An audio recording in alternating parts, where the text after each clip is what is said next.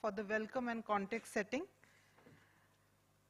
And this session would be followed by two sessions, one after the other. The first one would look at reimagining urban governance, followed by the pathways to future-ready urban governance.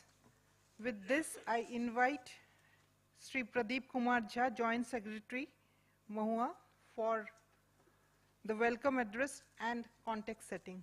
Sir, the floor is yours. Thank you. But then, should we not give a short name to people once we have started? Because we can Price people have gone.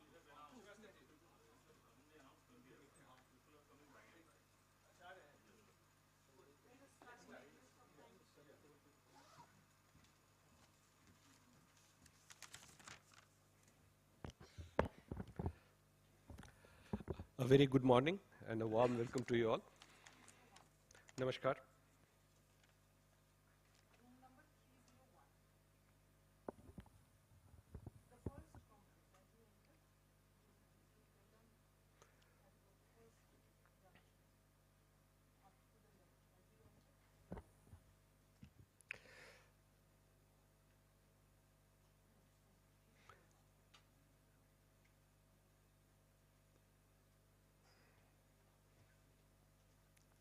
It gives me immense pleasure to welcome you all to this breakout session, which is focused on the urban governance as part of the National Urban Conclave 2025. I'm also very pleased to inform you, though the numbers present here actually do not show it, but then this breakout session had the maximum registration, so I'm very sure that once they are done with tea or coffee, they'll be joining us shortly. This conclave has actually brought together various voices from the government, the academia, the development partners, and the city planners. And they are all here to deliberate on shaping the India's urban transformation. Governance lies at the heart of this transformation, how we are going to plan it, the finance part of it, and how to manage our city. It determines how inclusive, resilient, and sustainable they have become. Over the last decade, India has made significant progress in strengthening urban governance through reforms under various flagship missions. Yet, as our cities expand and the peri-urban areas are growing rapidly, the governance frameworks that served us in the past have no option but to evolve to meet the new realities and associated challenges. The questions that are facing us now: how do we integrate the peri-urban and the transition areas effectively? How can we ensure true devolution of the three F's, the funds, the functions, and the functionaries? How to empower the local governments? And how do we make our governance system more responsive, data-driven, financially sustainable, and most importantly, all-inclusive? Today's discussions are designed to address these very questions. We'll begin by a spotlight conversation with Dr. Sameer Sharma. Though he needs no introduction, but then we all know that he had an illustrious career in urban administration and governance. The first panel will focus on reimagining the urban governance, exploring institutional reforms, capacity building, and the integration of peri-urban regions. The second segment will look ahead to future-ready governance, highlighting innovations in municipal finance and digital pathways for more transparent, accountable, and citizen-centric service delivery. We are privileged to have with us eminent speakers who bring a wealth of experience and practical insights from across India and beyond. We look forward to an engaging and solution-oriented discussion that will help us collectively chart a more empowered and future-ready urban governance framework for India. Thank you all once again, and now I'll request Dr. Devolina Kunduji to initiate the conversation with Dr. Sameer Sharma. Thank you very much. Thank you, sir. It is a pleasure, privilege, and honor to enter into a conversation with Dr. Sameer Sharma. We all know, we are all aware of his illustrious career. It is always a great learning to talk to you, sir. So now, sir, we know that the time has come to move away from business as usual, and the challenges facing the urban and peri-urban areas are huge.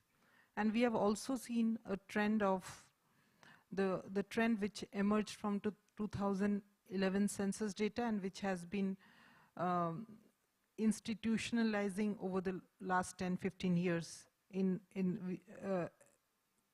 As in, we have seen the growth of more than 90 urban agglomerations, the increase in the number of municipal corporations, as well as million-plus cities. Million-plus cities, I think, increased from 35 to 52.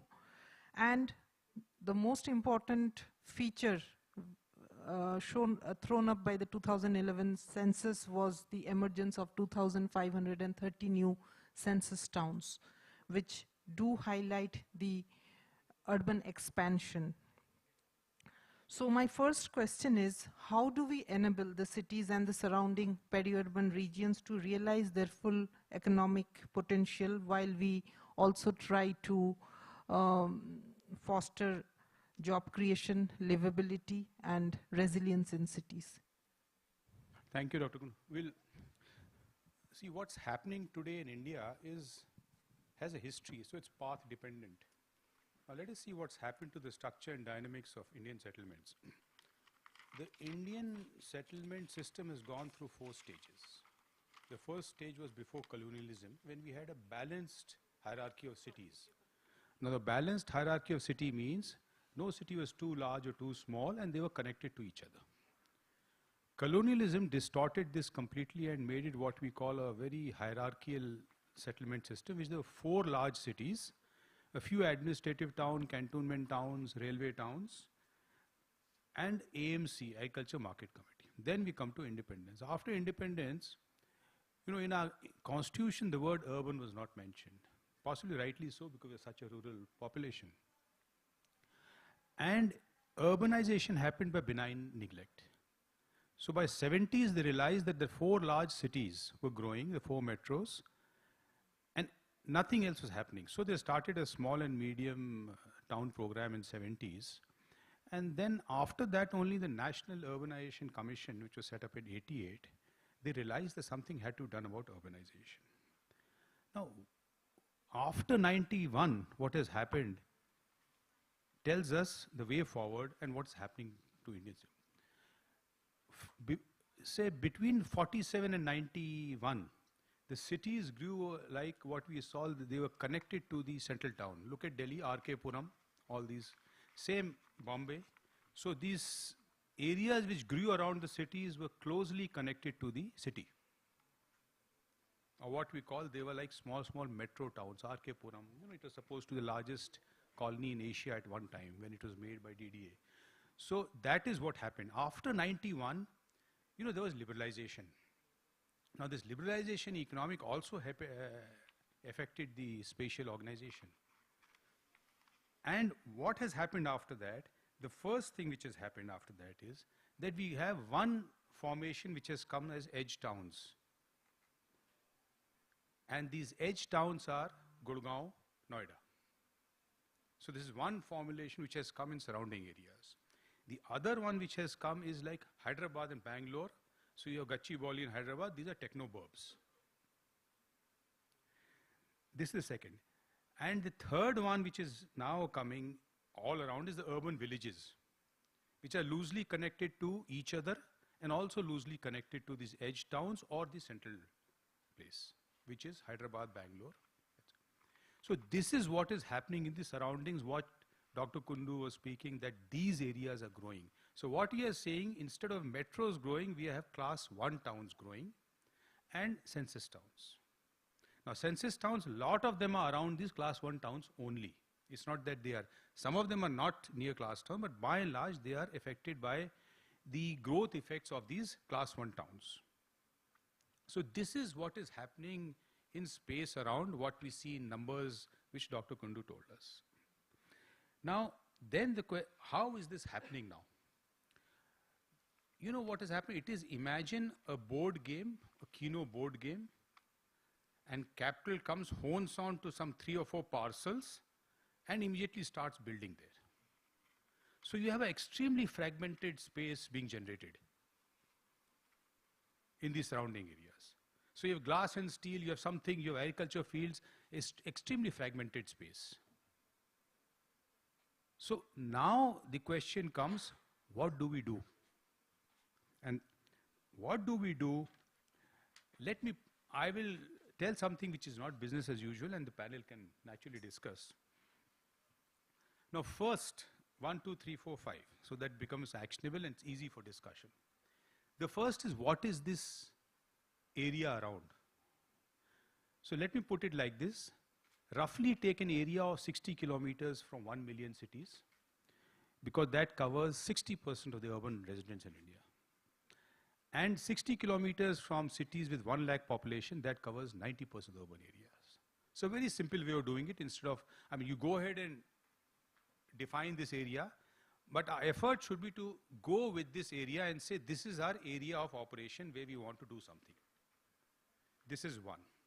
The second thing is, these areas, some of them have master plans, some of them don't have, or some of them plans 20 years, 30 years ago, current plans. You overlay 2 or 3 things on this and make what we call executive plans. National Urbanization Commission 1988 had said that our rigid planning is not working when they saw the 4 metros. And they said that you make execution plans so that the master plans, etc., can be executed. Our master plans were executed around 20-25% throughout India, roughly. So here you make execution plans in this 60-kilometer radius area. The first part of execution plan will be a land use plan. You see, you should earmark, New York in 1910 had just earmarked roads and land uses, and they left it. So in the 60 kilometers, use your master plan and just earmark land uses. When you earmark land uses, again, instead of following this Cartesian method of land uses, use the Japanese model, which NIUA is already seriously considering. They're in the process. That's much more simpler, much more, we can say, relevant to Indian conditions, and one can say it's more India-centric. With this, the third thing is, you use form-based planning. You see a lot of deviations. Hyderabad had 7 lakh deviations. We collected 1100 crores in regularization. Every city. Now Supreme Court has said no. So there are people deviate because the building regulations with these strong setbacks, I'm not saying setbacks should not be required. Setbacks are required, but not this way. So use form-based code, which Bangalore had pioneered some 8 to 10 years ago. So this is what you use for land. When you do the land use, then you make a right of way or a road network. Make a grid pattern in the 60 kilometers. These are roads, let them go over private land. When the private land comes for development, then you take it, and there are various ways of taking it, which if you want, we can talk later. So the first is you have the land use overlaid, which is now execution plan, first part. Second part, you have the road. Third is this road, see if there's submergence and follow blue-green infrastructure principles. Fairly well established. Actually, Dr. Kundu and myself, we done it for Gurgaon and made a presentation to Hyderabad government. So, the Haryana government also. It's come out, I mean, it's amazing.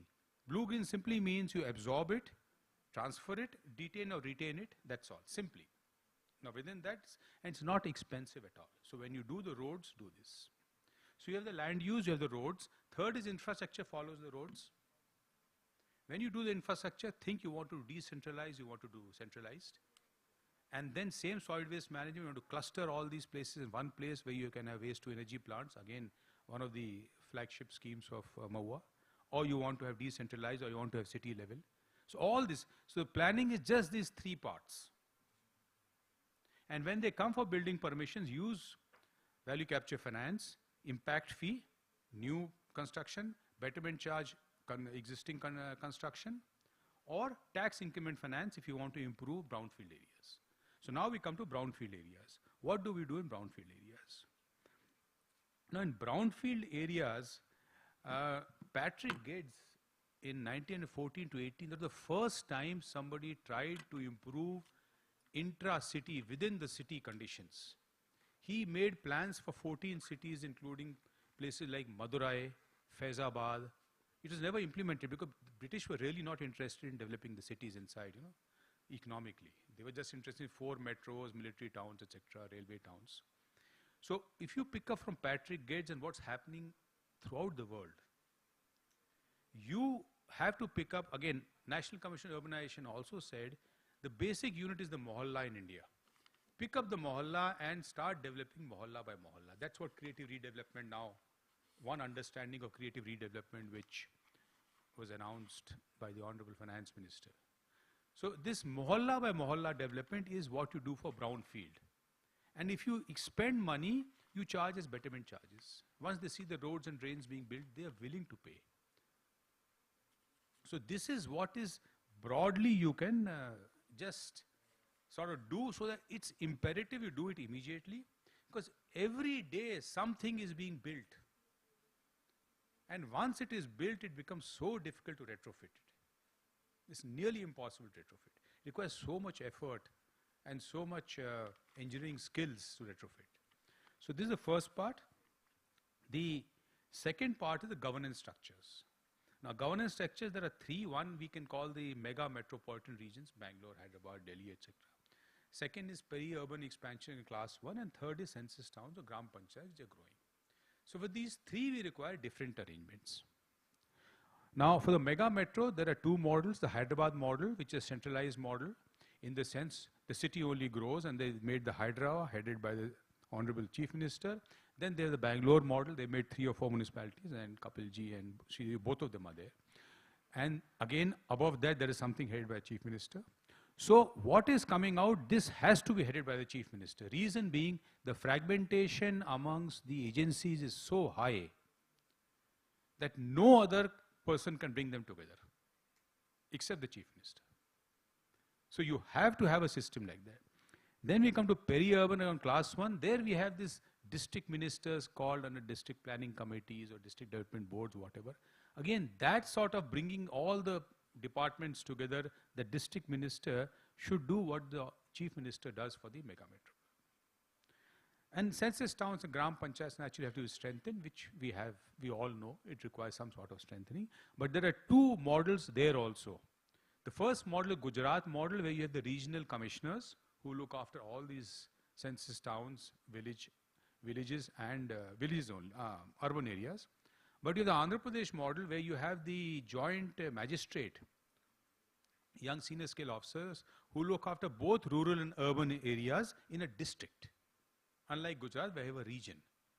Because region is also a unit in our administration. You have division commissioners, you have region directors of town planning, etc. So this is for the third model of governance. Now, the third we come to is implementation. Now, implementation, there are some models. This is the biggest lesson we have learned from smart cities, is that integrated implementation, they did not come up to expectations. So the planning was integrated. They made one road, one park, but that was not required. Amrut was also doing that. So the challenge is how to have integrated implementation. Now the integrated implementation, there are several models. They have SPVs. Hyderabad, they have SPVs for roads. One for entire maintenance of full Hyderabad roads, comprehensive maintenance programs, strategic development programs. UP, they entrust one operator with one district water supply. Irrigation, we have EPC contracts. Other places in the world, we have developers coming and doing the entire thing. We have business improvement districts, etc. Then we have these corporation boards, etc. in Andhra Pradesh, Gujarat, Maharashtra, Tamil Nadu, and this. So for integration, we require some agency like this to execute it. Once we have done this, then what do we do about 18 functions and a constitution amendment? You see, once you've reached this stage of development, because why I'm saying it's speedily required, if the built environment continues like this, and you don't plan it, continues like this organically, it'll be near impossible to set it right. Then full time we'll be setting it right. Once you do that, then once you have the elected bodies coming in, you have this statutory provisions for cross-agency coordination. Guidelines how the mayor and commissioner should work, how the mayor and the parastatal heads in the city should work. So there should be, laid this, again, I'm not saying it's all old. National Commission of Urbanization is said in 88. They realized this in 88. Because 70s we had a lot of boards and corporations being built. So they said that in 88. So I'm just saying that. So this is what the planning, the implementation, the governance, etc. of the areas surrounding the cities. Thank you. Thank you, sir. I think you have really very nicely laid out the roadmap for shifting from the current business as usual approach, and how do we really bring in innovations, bring in a differentiated model of planning and governance to look at not only the core cities but also the peri-urban areas. And I think one important point that you also brought to the table is that the number of urban agglomerations, if you look at those, 474 in all as per 2011 census, and Janagraha had done a calculation that if you look at 50 kilometers radii for this 474 urban agglomerations, they cover more than 95% of the population of the country. So if we are doing that, then the regional governance does come into the picture, and we can have development beyond the core city and the periphery, including the rural areas, which over time will become urban as we go ahead. I had a couple of more questions for you, but you have, I think, covered almost the basic tenets of what we wanted to bring in by blue-green infrastructure. So that was one question on climate resilient redevelopment and how do we promote inclusive development. I think you have touched upon that. So maybe when you moderate the session, you could also throw some light on that, and also on the digital part of the governance, because we are running out of time. We have to start the first session. Thank you so much, sir, for really laying the roadmap for Viksit Bharat, and we would like to learn from you again whenever we get an opportunity. And while you'll be moderating this session, I think the audience will get a chance to also understand the perspective. Thank you so much. I would like to now invite the panelists who, yes, after, you will be moderating the next session. Ji, finance and digital governance. I would like to call upon Sri Alok Premnagarji, Joint Secretary, Ministry of Panchayati Raj, Dr. T.K. Sridevi, Secretary to Government Municipal Administration Department, Government of Telangana, and Ms. Anna Roy, Senior Advisor, Niti Aayog, Sri Kapil Mohanji, former Additional Chief Secretary, Government of Karnataka, and Sri Anand Iyer, Chief Policy and Insights Officer, Janagraha, to join us. Is it? I'll be there on the other side. Let the panelists be here. We do not have sufficient chairs here. No, I think there are. Yeah. We have.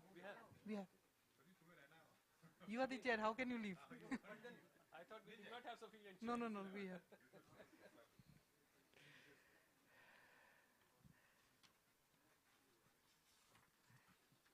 In the interest of time, I'm not introducing the panels. I think we all are eminent, and they do have an illustrious career in their own ways. So my first question goes to Sri Alok Premnagarji. Sir, there are state missions, national missions, and programs. How do we move when we are implementing those, or when we are construing those? How do we move beyond the rural-urban binary and adopt a more integrated and cohesive approach? And in doing so, what are the biggest challenges we face for integrating peri-urban areas, rural areas into the urban? And what institutional mechanism do you see essential for managing these transitional areas?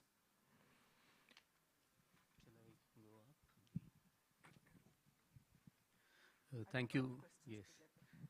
Thank you very much. Good morning, everybody, and thanks to the organizers for having me here. I will draft my response with reference to what we have done in this domain in the Ministry of Panchayati Raj. We are not a very new ministry. We began in 2004, and our main purpose is advocacy and trying to empower panchayats and making sure that the vision of the 73rd Amendment gets realized and so on and so forth. Over a period of time, we've also come to have an oversight over the devolution grants that go to all gram panchayats. So by way of just informing the audience, if you are a gram panchayat and you are 10,000 strong voters, then 10,000 multiplied by approximately 700 is the amount of money you receive every year as devolution grant. So if you're a large panchayat, you receive more. If you're a smaller panchayat, you receive less. We got into this game for the first time in 2016-17, the result of which was the Rural Area Development Plan Formulation and Implementation Guidelines, RADP guidelines. And we thought that that it's a fairly straightforward thing. People want better habitats, they want to live better, they want to have all manner of facilities within their neighborhood and slightly outside it. So there's no question that it would not get adopted. But it didn't go very far in the sense that we didn't have states falling over each other trying to bring the RADP guidelines, because it's a state subject and the states must pick up from it and put it into their systems, and subsequently the GPs would be, or the state agencies would be following that. So that didn't happen, and so we didn't hold our breaths, and then again in 2021 a revised version was again brought out of the RADP guidelines. But then we also got into some practices. We have the panchayat boundaries with us because of the Survey of India village boundaries, and so mapping those, we found out all GPs that are close to national highways and state highways, and which have a population of 10,000 plus. 10,000 plus, the basis being that you should have some amount of money. If you are a GP in Uttarakhand and Punjab with only 500 people, you can't put your money where your intent is, and so we'll just stick with those that are rich and that have a steady stream of resources coming to them. And so we then had a list of GPs. We ran this list by the states, and we asked them to choose a group of gram panchayats in the vicinity of some planning architecture colleges. So as a result, 34 spatial development plans got made using 17 institutes all over the country. And that is when we engaged a lot of agencies. The point that was earlier made, sir, that there are so many agencies, and it's very difficult to work. And it was also said that it is the only way it can work is if there is somebody like the Chief Minister heading it. So what we tried to do here, that we tried to involve all the agencies at all tiers. So at the GP level, the GP level representatives of all departments would be involved, and likewise for district and state, so that there would be greater ownership over the plans. And in time, all these people, as a part of their own annual plans of operation, are going to make those projects a part of their budget, and maybe the percentage of plan implementation would improve. So we have gone fairly far on that, And right now, there is a Atmanirbhar Panchayat, we call it, but it is a GP for growth center. We found out that even if a GP has got funds, we found out that out of all these proximal GPs, Gram Panchayats that were in the vicinity of cities, we found that there were 124 that had an own source of revenue of more than 2 crores every year. 292 GPs with an OSR of between 2 and 1 crore, and between 50 lakhs and 1 crore, there were 532 GPs. So that became our universe from where we are going to have these GPs prepare plans with the help of experts that would be funded by us. So the job of these experts would be try and get these GPs to make 2, 3, or 5 remunerative projects that for which they'd be able to source loans from the bank. With their own sources of money, they'd be able to pay the margin money, and in time, this would improve. So currently, there are about 10 such projects that are being handled. NABCons are helping us prepare the plans for 5 of these GPs, and the other 5, we are looking for people to pick them up. What we also, and going back to the question that why was the adoption of these plans such a big ask. So as you're all aware, there are certain perverse reasons why people want to continue to be a part of the Gram Panchayats. Your Manrega funds, your Finance Commission, devolution grants dry up once you are an urban local body. Also, if you are a Panchayat elected representative, then you find that you have lost your ability to command, to lead people once you have been included in an urban local body.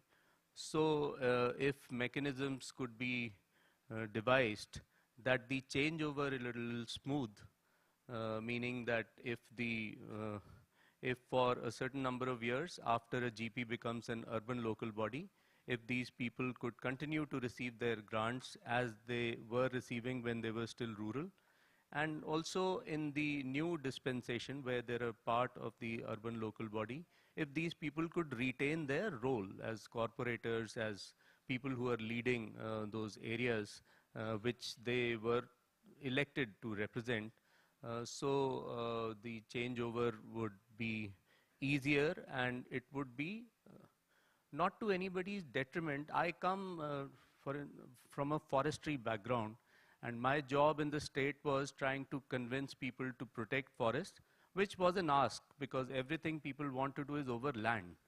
Here I find myself in a situation that there is no conceivable reason that somebody should be saying no to what is on offer.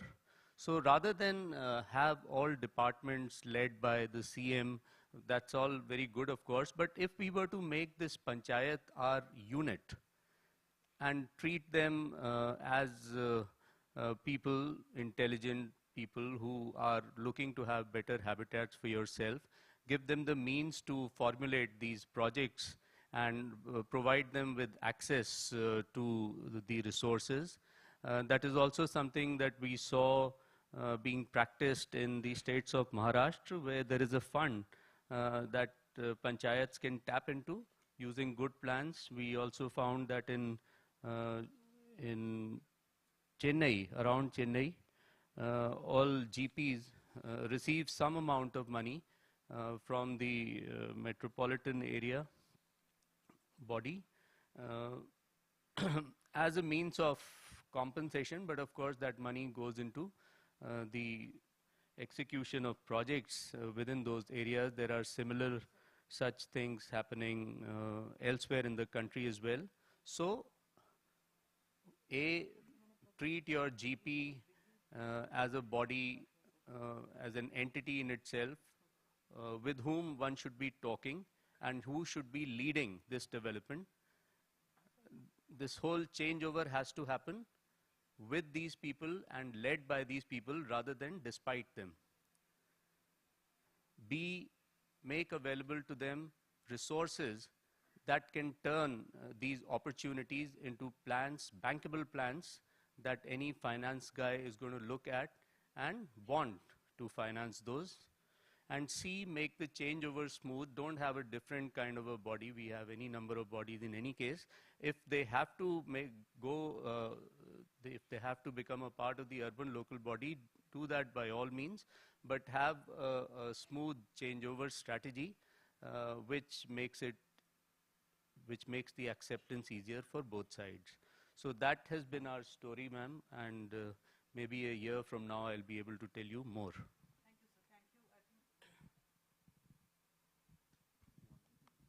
Thank you, sir. Thank you. Give it to her. Thank you for identifying the challenges and opportunities of the peri-urban areas. We at NIUA, we are also trying to look at bringing, how do we bring about sustainable development in these areas. I think the SASCI reforms last year did include peri-urban areas, and also the PM Swanidhi is looking beyond urban to include the peri-urban as well. Now I would like to ask Sridevi ji about urbanization and urban administration is trying to envision improving the quality of life of citizens. And as per your opinion, madam, what is the biggest challenge in the provisioning of services, and also in bringing citizens engagement in urban areas? What is the biggest challenge you think? Thank you very much for opportunity to be on the panel, and I'm grateful that Samir Sharma sir has in the spotlight set the tone wherein he spoke about the urbanization story. So I'm trying to bring in the perspective from Telangana state and how we move from this, and I also appreciate Alok Prem Nagar sir for actually talking about from the Panchayati Raj side. So in Telangana, we rightly recognize that the peri-urban areas are very, very important in terms of governance, because they are the ones which are found not just because they are getting the characteristics, urban characteristics, but also because when the cities, as sir mentioned earlier, there were only 4 metropolitan cities, and later Hyderabad, Bangalore have started growing. And then the people started, once there is congestion and high densification, people started moving to the fringes. And then they expect the same kind of governance. That is one way where migration is happening from the city to the fringe or the peri-urban areas. The second thing is people who are coming for job opportunities from rural areas, they cannot afford to be in urban in the cities with regard to the rentals as well as the real estate value. So they start living in the periphery of the cities. So this has been the story where the city started growing. For example, in Hyderabad, if you see, this is what has happened. Hyderabad as a municipal corporation was very small till 2007, and then in 2007 that had become Greater Hyderabad Municipal Corporation with almost like 700 square kilometers.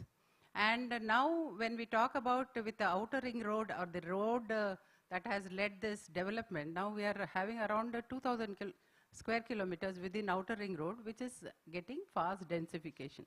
So we identify that there is a need to have a urban framework for these peri-urban areas and need to integrate the peri-urban areas into the urban framework. So we have earlier tried with Hyderabad Urban Development Authority. Now we have Hyderabad Metropolitan Area Development Authority. So this is one way of looking at how we can actually integrate peri-urban areas into urban, because when we talk about rural governance, it is much simplified and the systems are not totally in place. For example, I will take when we talk about building permissions or when we talk about layout permissions, it's much more easier in rural areas, whereas in urban areas, it is systematically step by step, and the digital governance has brought in that there is a unified system in the whole of the state in urban areas. So when this transition happens, the rural areas actually what Samir Sharma sir mentioned about LRS applications he mentioned, where layout regularization had to be taken up in sync with the urban governance. So that is where there are a huge number of applications coming where there are deviations. So in order to prevent this, we need to have a uniform system.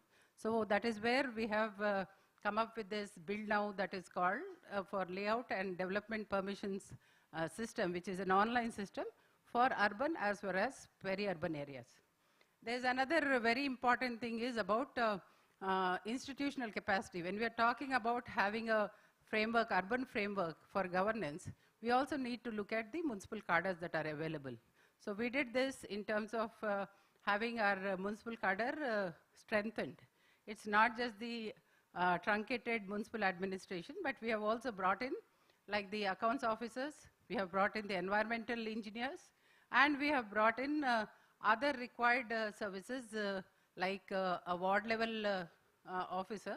But at the regional level, we also in sync with having regional planning, we also brought in what we call, sir was very rightly mentioning about additional collectors at the district level who look after the governance in both rural local bodies as well as urban local bodies. So this helps in a gradual transition from rural to urban areas, and also satisfying the aspirations of the people. So Telangana, when it was formed, we had 68 local bodies, urban local bodies. Now we have 160. And at that time in 2014, when the state was formed, we had 2 urban development authorities. Now we have 30.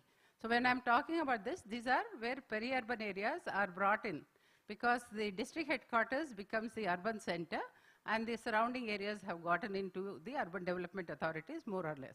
And then, as I already mentioned, we have come up with a unified building permission system, layout permission system, as well as when we talk about areas, sir was talking about having a value capture finance methods. We have also defined the growth corridors around the urban areas where the impact fee or the betterment fee adds to the municipal finance. And these are actually distributed, as sir mentioned, that the gram panchayats within these areas get in terms of infrastructural development and other services. So this is one important thing. And then we have gone a little ahead now with regard to declaring the Telangana core urban region. All the areas within the outer ring road are now designated as Telangana core urban region, and all the activities are taken up at par, the municipal administration. We had around 58 gram panchayats left out, which we have converted or attached to the adjoining municipalities. If I tell you the geography of Telangana, Hyderabad especially, we have Greater Hyderabad Municipal Corporation surrounded by 29 local bodies. So this is either they are growing because of the growth of the city, or city is growing because of the facilities that these surrounding municipalities are giving. It is a very symbiotic relationship, because of which this Telangana core urban region is prospering, or it is on a growth trajectory. So there are services that have been brought in. Sir has also mentioned about Hydra. This is one of the act has been passed and an institution has been established, which is for protection of lakes as well as rivers and nalas, so that these are not encroached and they are not constricting the water flows or what is required for having a clean environment. So Hydra has been brought in, HMDA has been, act has been promulgated, and the semi-urban area also are brought into the Hyderabad metropolitan area development. So this is another thing which has been taken up. And then in terms of governance, we are all our 21 services, municipal services are online, and we follow the double entry accrual based accounting system, and we also have a very strong and robust grievance redressal system. We have something called the Citizen Buddy, which is an app which has been developed, where any of the grievances can be uploaded, and then as per the citizen charter, those grievances are redressed. So this is for 160 municipalities across the state of Telangana. Uniform system is maintained for building permissions, for grievance redressals, for municipal services like your birth, death certificate, or any other service that the municipality has to offer. So by doing this, we have created an environment for urbanization, answering to the, or responding to the need of urbanization that is happening, the rapid urbanization that is happening in the country, also in Telangana.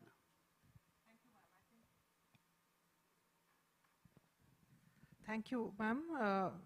I think you have very nicely put out the story of Telangana, how the state has acknowledged the symbiotic relationship between urban and peri-urban, and how citizen-friendly governance is being shaped up through creating institutions and also the governance mechanism of bringing about an integrated development in the state.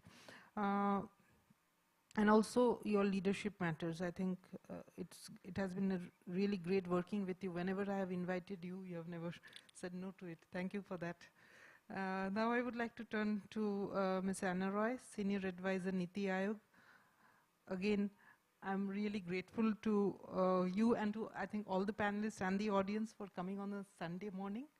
And she has guests at home, but still she did not say no to my request. Thank you once again for that. Ma'am, I would like to ask, like we will be working with you on the small city initiative where we will be looking at the regional governance. But as per your experience and expertise, your knowledge, what are the policy levers which are most effective in strengthening governance in small and medium towns from a regional perspective, while we are also envisioning the cities as growth hubs? And what do you think, what the small towns would need to really act as levers of urban governance? Thank you. Thank you, Debulina. So, you know, I was on a panel with Secretary Mohua a day before yesterday, and when he asked me somewhat a similar question, I started with giving the context. So while Dr. Sharma gave a very good overview of what has happened over the time and, you know, urbanization as a whole, Joint Secretary Panchayati Raj spoke about the rural issue. And Madam spoke about, you know, ground level issues, what it takes for the people on the ground at ULBs and others, and this in context of state of Telangana. I come from Niti Aayog, and when Niti Aayog was set up in 2015, it was basically to give a vision as against the very top-down approach of the erstwhile Planning Commission. Now in Planning Commission also there used to be a division called PPD, Perspective Plan Division, but that was only one division. And I'm from the economic service, so I know very cerebral people who were into modeling and, you know, all that kind of econometrics, etc., were posted there. The best in the service was posted there, and that they were the ones who were doing the visioning, the planning, etc. But the main focus of Planning Commission was very, very heavy-handed top-down approach in allocation of resources. With Niti Aayog, the primary focus shifted to looking at vision, promoting cooperative federalism, working with states, working with the ministries, because ministries ultimately are, you know, they are the ones who will come out with policy, but working with the ministry to give overall perspective, because say if you are in Mohua or if you are in Panchayati Raj, the way we work, basically that is your area, and there is very limited kind of interaction. That is how. And even within NITI, we have 23 division, hardly anybody speaks to anybody else. So NITI's role was to provide a platform where different stakeholders come together, both from the government and private sector, in order to look at the vision and come out with solutions. So I was posted in urbanization in 2023. Earlier that year, in a post-budget webinar, Honorable Prime Minister said that if we have to meet the goal of Viksit Bharat, of making India developed, a 30 trillion economy country by 2047, we need to reimagine our cities, our urban planning. So why did he say that? Because, you know, when you talk about growth, it's basically urban centers are the growth drivers. They are the engines of growth. This is what we have studied in economics. And when you measure growth and development, these are the parameters, you know, rate of urbanization, rate of growth of secondary sector, etc. But the way over the past decades that urbanization has evolved has led to many of the issues which my previous speakers in their own way have tried to address. We talk about urban sprawl. That really happened because planning was very spatial and limited to the urban administrative boundaries. So obviously, you know, if you want to avoid the regulations, you go beyond. And then about what was spoken about, you know, he mentioned a word that you need to give them their due, the panchayati, the gram panchayats, and do not question their intelligence. And you know, the Joint Secretary made these comments.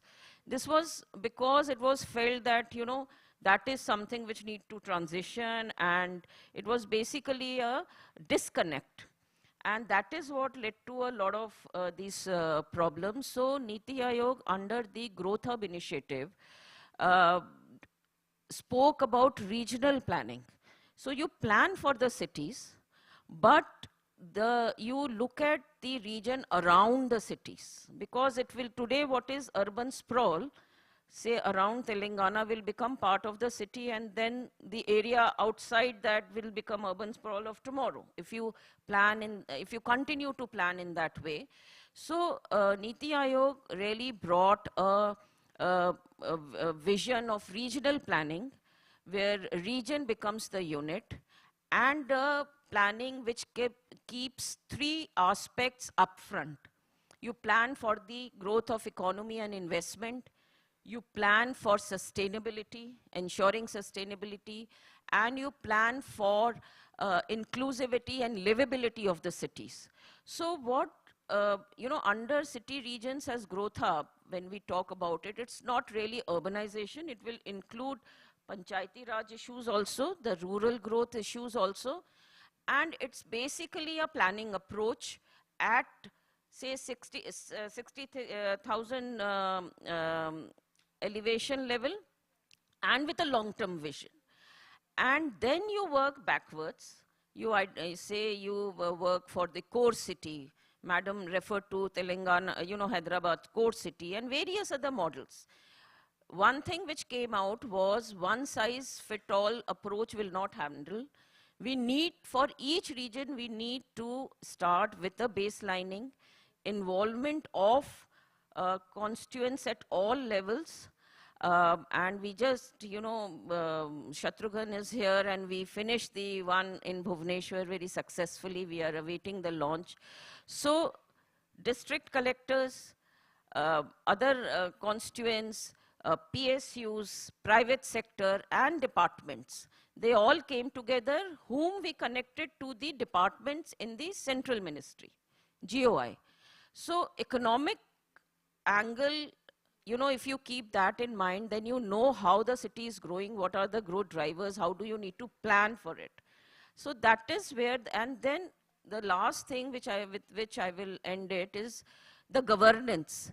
You know, when you say that, okay, we need some kind of authority overseeing this, if you just, like Bangalore has done it, but if you just say, okay, we need this authority under a CM, who will monitor all the programs. But what Gujarat has done is, after making plans for the entire state, like after Surat, they have come out with 5 different regional plans. Now they have a perspective, okay, we have these X number of projects. It involves these many stakeholders, and then they have, you know, proposed authorities to allow convergence, common planning, and then working towards where both urban areas and rural areas and peri-urban areas will come into focus. Thank you, ma'am. Thank you for highlighting the regional planning approach and that one size fits all do not work. And also there is a need for multi-stakeholder engagement as we work on the cities as growth hubs. We have a small section on the perspective or the stories coming from cities and states. So in that regard, I have the honor of inviting Sri Kapil Mohanji, the former Additional Chief Secretary, Government of Karnataka. Sir, what are the challenges in metropolitan urban governance which Bangalore has faced, and what new initiatives are there for the Bangalore governance which have recently been implemented, and how do they propose to tackle the challenges? If you could briefly throw light on these two aspects. Thank you. Thank you very much. I will be talking deliberately about Bangalore because that's my brief. For metropolitan governance, the challenges for a very large, fast-growing metropolis, which is also a hub for economic activities and attracts migrants, are unique. And there has been much disquiet about it in social media and other spheres also. Needless to say, one of the major challenges which the Bangalore was facing was rapid urbanization. It added about 150 square kilometers every decade for the last 3 years. And the pace is still going on. Now, this rate of urbanization, the response was to increase the area of the urban governance, urban local bodies. Then we found that it came with its own set of problems. Then, of course, there was a disconnect in the planning. And also, most importantly, it was found that as the administrative structures had evolved over a period of time, the role of the urban local bodies, as put in 74th Amendment and all today, was getting very diminished, and we saw the rise of the parastatals. This is hardly 20 to 25% of the public resources which were being spent were within with this, and there was an absolute lack of coordination and planning, leading to infrastructural bottlenecks, a lack of satisfaction level, lack of the growth and all. And so way back 2015, this attempt started, and it has, that was to bring about some change. While we have talked in various forums, and they are very people, sectoral experts, and of course, Mr. Sharma, my senior, is here. People have talked about it. Finally, it was decided to bite the bullet. It was a 10-year effort. It has got bipartisan support. Let me put it very clearly. Now that since I'm not in pure government, I can say it. Any urban governance cannot be dissociated from the political side also. And if we keep on avoiding this, we are not going to get anywhere over there. And we find, of course, very difficult because it is a very loaded area to work upon. But nonetheless, with the participation of civil society organization, most of the organizations which are present here, in one form or the other, have also fed into this, WRI, IHS, so on and so forth. Then a structure which has been brought, and it was passed, please, in the assembly. I will talk about it. Please note that it was quite unanimously. Also, because of the inherent tension which we have in centralization and decentralization, there are benefits on both the sides as we work. We had to manage this in the overarching 74th MPC, the legal and the constitutional challenges which would be there and all. So this took a lot of effort. And still there is a scope for improvement nonetheless. But finally, the Greater Bangalore Authority has been constituted. And we hope that in times to come, it will be able to address many of these concerns. It is absolutely must. It's the fastest growing city. On the last count, it contributes approximately 360 to 380 billion US dollars as the GDP. And it's an economic engine of sorts as of now, particularly in the new age sectors which is there. We, of course, have Hyderabad nearby, yes, which we always like to healthily compete with. So now coming to the Greater Bangalore Authority, what the bill is basically talks about 3-tier governance, and at the top tier is GBA, or the Greater Bangalore Authority. The main role and the need of the Greater Bangalore Authority is for coordination and planning. Mr. Sharma and somebody else also mentioned, yes, it doesn't work. We have been there. In the states, is the chief minister. Okay, that's the way it is, okay? So how do we bring the parastatals, which have got individual hierarchies, with individual political bosses, to talk to each other and cooperate in implementation in the ground? How do you see that their priorities converge? Now that was the need for the Greater Bangalore Authority, and it is headed by the Chief Minister, the Vice Minister. Of course, other states also have, where big metros are there. They have a dedicated, minister, cabinet minister for those metropolitan areas. He's the Vice Minister. And then all the parastatals, apart from the commissioners and all, they are also into the part of this thing. I don't want to go into those details, available all on online, Texity, everything is here. But I was just trying to tell you why. The why was that this was the problem. You are not going to go anywhere. You are not going to introduce efficiency. You are not going to create quality infrastructure unless these issues are resolved. So it has been constituted. It will have a chief commissioner, which will be sufficiently senior.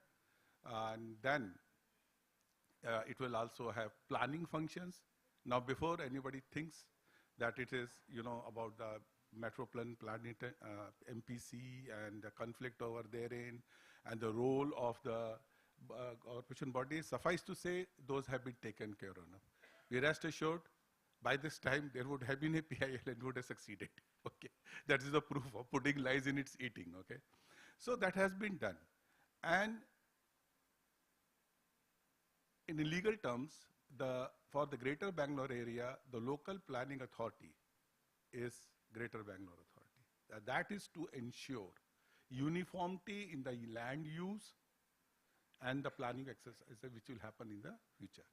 Then the next year is, of course, it was found that one single body was finding it very difficult.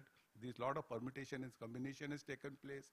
There are benefits of having one body, better coordination, break them up closer to the people who can deliver. I am just putting it brief. But anyway, they decided to break into 5. And they will have commissioners. They will be discharging the functions which have been given to them rightfully under 74th. In addition to that, they will also be tasked certain common areas between them, particularly the issues of C&R and transferability of people will be decided by the Greater Bangalore Authority for them. So that coordination will be there, but they will be under the administrative control of the commissioner. I gave this example to tell you how the balancing has been tried to be done into this. And then the lowest level is where a lot of thought went. So there are ward committees and ward committees. So the councillor would be heading a ward committee. There would be 400 wards. The ward committees will have now 20 members. 10 would be 14 members. 7 would be nominated. 7 would be taken up by draft lots from such people who have applied and shown interest into that. That will be done by the election commission. We are toyed with the idea of proportional representation, was found to be politically difficult to go through that actually. So I'm just telling you that there has been a concurrent exercise on political side as well as the administrative side to bring about these changes, okay? So that was that. And the ward committees will have been given specified duties. And also, funds will be transferred to the ward committees for implementing in works in their areas. Through them, it will be routed.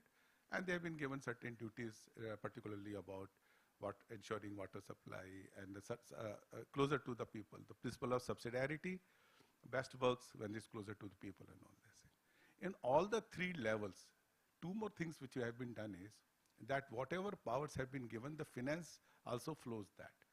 So the monies which will be released to parastatals for cross-cutting infrastructure projects, or where it is felt they will be going across the corporation boundaries, shall be routed through the Greater Bangalore Authority. Similarly, for ward committees, for certain works which shall be done on all those things up to a certain cutoff level, it shall be routed through the ward committees.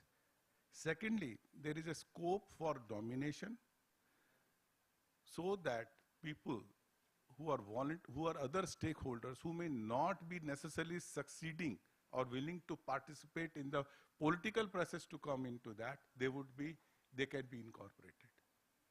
But they will obviously not have non-voting powers, but a provision has been made at all the three levels for those things and all. We hope, and then of course, I have not touched upon it because in the next session we are supposed to be talking again. So it has a very, if I put it very simply, a very thick layer of digitalization involved in it. And more happily, if I may say, that the Act has made certain amendments which validate the digital interventions. So, giving an example, if you raise an issue about undervaluation of a property tax through a non-intrusive process utilizing technology, that has been given a status for fixing your property tax assessment. And of course, the appellate process will be there. Now, that was not there. We were assistive. We are not listening and all those things. So that portions I have deliberately avoided into that. We sincerely hope that in times to come for metropolitan governance, this is strictly only for metropolitan governance, the area of the Greater Bangalore Authority here is slightly differing from that of the MPC. MPC exists. MPC is much larger area, but the MPC now will be headed by the Chief Minister, and the Chief Commissioner of the Greater Bangalore Authority would be member secretary of that. Since the Greater Bangalore Authority has its own independent finances and all, and has got its own technical, legal, financial planning where the strengthening of the structures is concerned, they should be able to utilize the same resources for the MPC to make far more effective perspective plans than what they have been doing there. The fact, the unsaid thing, the fact that both the key functionaries would be heading both would give more teeth to an advisory MPC product through the GBA for its implementation in an area which may be slightly lesser than that of the MPC, but we can define it as core areas. Shri Devi just now mentioned, I mean, we call it Greater Bangalore area, which is over there and all. So this has been an iterative exercise, and I thought of sharing this, that what many of the concerns which have been was expressed in MOA's, some advisory committee meetings and all, we have tried to incorporate. Two more which I will just mention in one line is, one is Economic Development Agency. The Greater Bangalore Authority will have an economic development agency. It recognizes that the cities will learn to market themselves as destinations. Now that's a very key thing, because they had been passive till now, but they realize that those are the engines of growth. These are the ones which attract investments, which are the GCCs come there. They don't go to tier 2 towns also. So whatever we try. So that sort of a thing. A second would be cross-cutting. There will be a climate change resilience plan, because those are the concerns which are coming with rapid urbanization, which will also be in the GBA. Thank you. Thank you, sir. I think this also brings us to another exercise which we are doing is, again, along with NITI and other ministries, is to find out a methodology for calculating GDP at the city level. So I think that will really bring to the fore how these new institutional mechanisms are being strengthened, and how do we really see the the outcome in terms of GDP, and we can also do a cross-city analysis. I think, Madam, you have to leave now. It was really a great honor for us to have you with us. And if you could please come and give... Okay, thank you. Now I turn upon to Sri Anand Iyer, who's the Chief Policy and Insights Officer from Janagraha. We are aware that Odisha has formulated a rural-urban transition policy, and Janagraha was involved in that.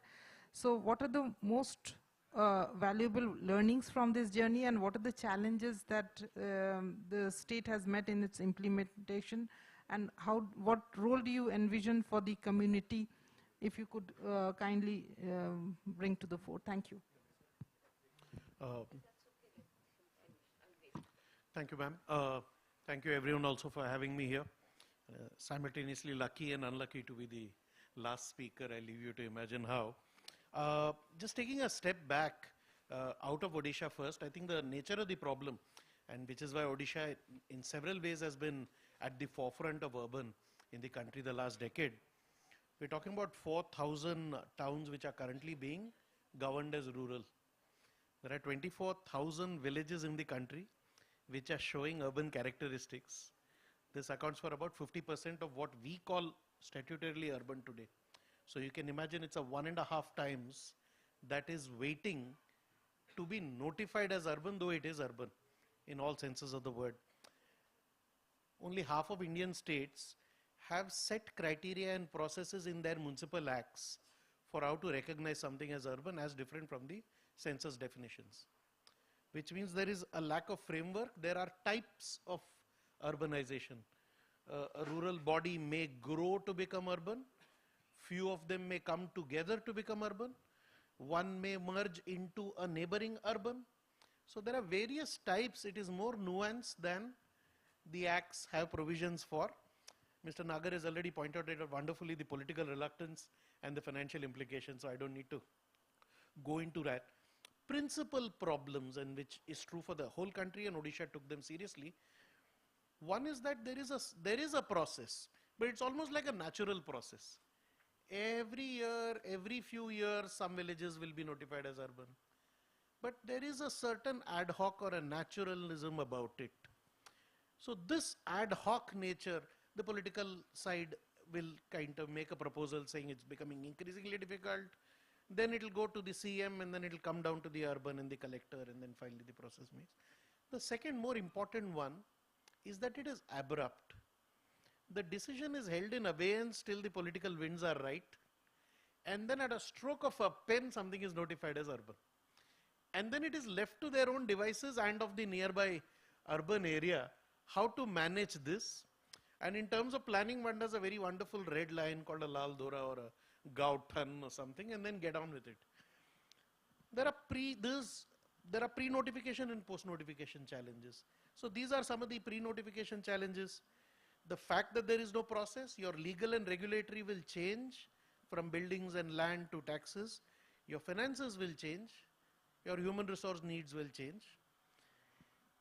So Odisha took this on a little squarely, and one like a mantra that I can give here is a transition window. Think of it as a period. Like Madam was saying, we were involved in the process, and public systems change takes years, and which is the nature of our organization. We are committed to it. It took a few years for it to be formulated, consulted, notified, gazetted. That's 23. Very opportunely done, because 26 is the municipal elections. That 3 year is called the window during which the Gram Panchayat and the office bearers continue to remain, but you are preparing for the municipal elections which will be in 2026. Mr. Nagar pointed out that the funds will continue. The rural funds will continue. Meanwhile, the urban department is already aware of so many areas that will convert to urban and has started devolving funds. 100 crores in the last budget was only for rural-urban transition in the state's budget.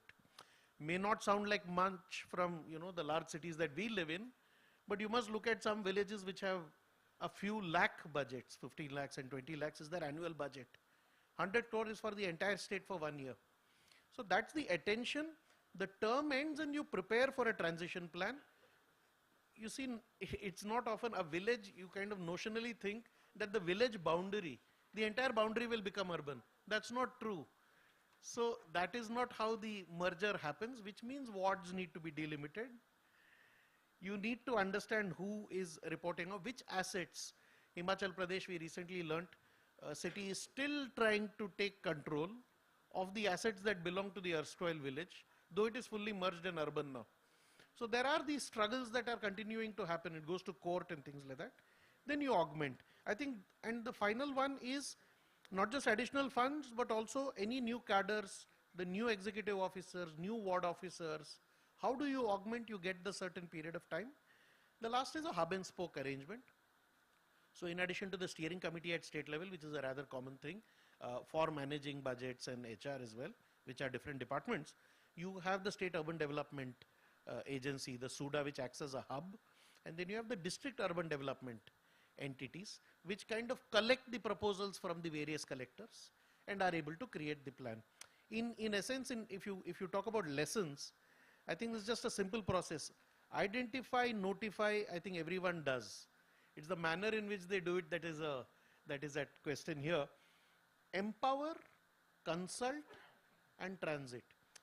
You have to empower first, and I think that is the main point of the lessons. The master plan has to recognize that a new area is coming in, and there needs to be independent strengths. There is character here. It does not have to lose its character while merging with the other. However, it has to bring its strengths to the table and bring its infrastructure and services to par. Financial impacts, and these are both in your own source revenues, there will be significant impact.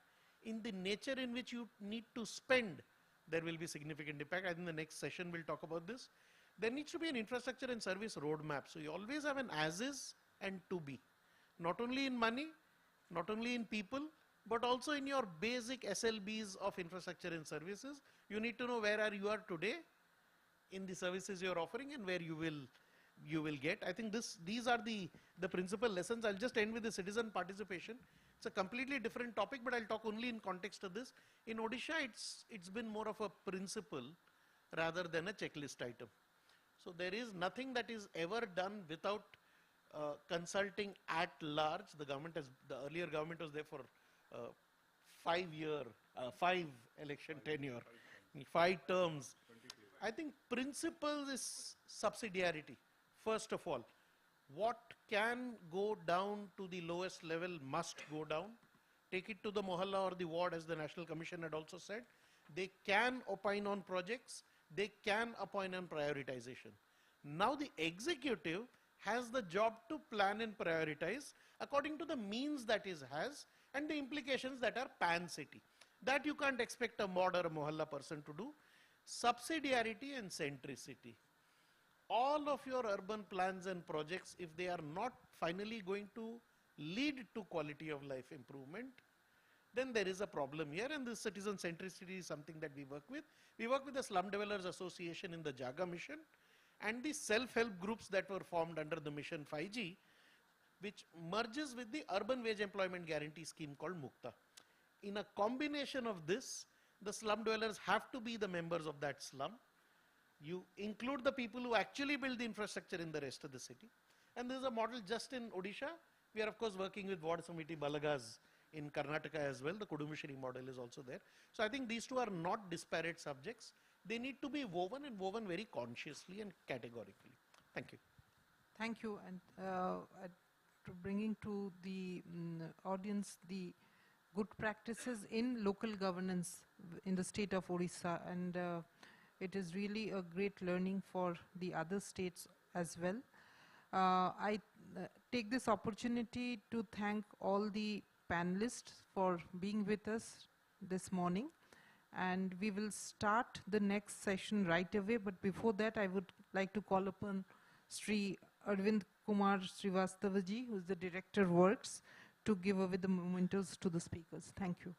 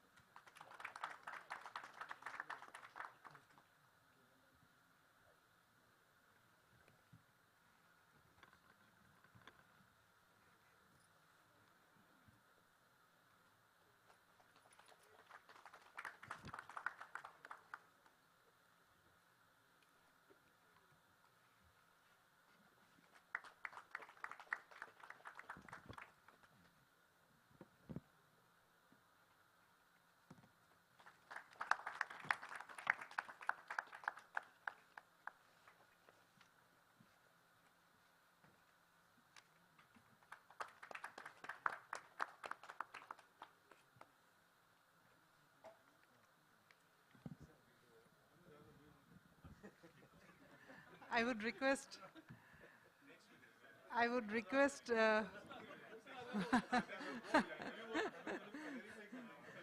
can we take a group photo, please? आप भी आ जाइए.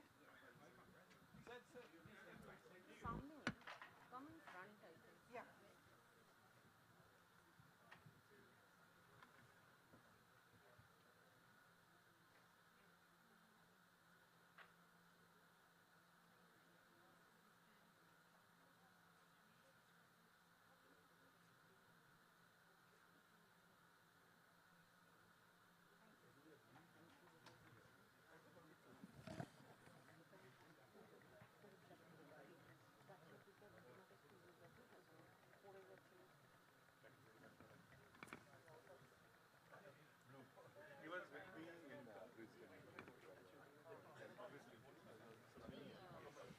I would call upon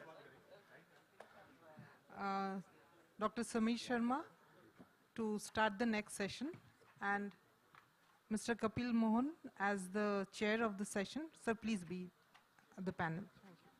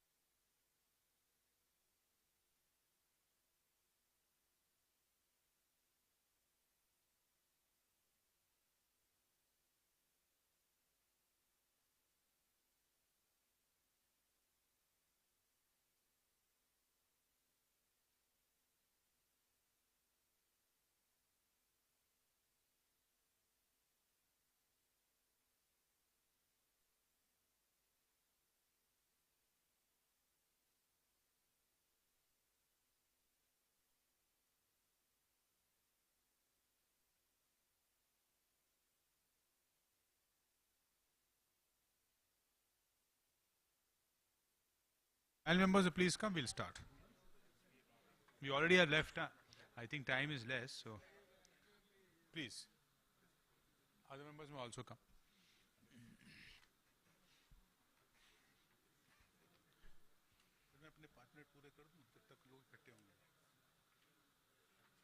I have no problem, sorry.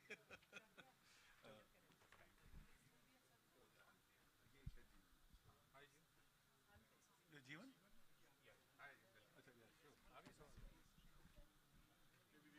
Jeevan, this is yours. Samay laga lo. You're Bala, you're fine. हाँ, एक आ गया वसंत XGM. Start कर दें? हाँ, start करें? कब? Welcome to everybody. Kapil ji, Bala, then Dr. Manish, Jeevan, representative. Welcome to all of you, and we will now start this session. This is on financing and digital pathways for transformation. So we have, without any further thing, we'll start with Bala. Bala, please. Yeah.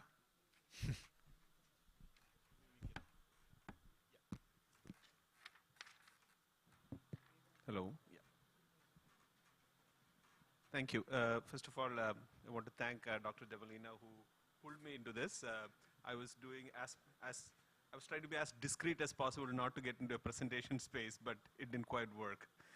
But I also want to acknowledge what we witnessed in the previous session and what we saw yesterday. It's just the sheer layers of complexity that's happening in the urban transition in India, the number of diverse, ingenious solutions that are coming up. Everyone is figuring out their way using data, understanding political economy, managing people, and the sheer diversity of solutions, very practical solutions that are coming up are just incredible. And finally, I think all of this augurs well for India because it just goes into the very nature of our society, how we sort of build as we go along, kind of adaptive nature of Indian society.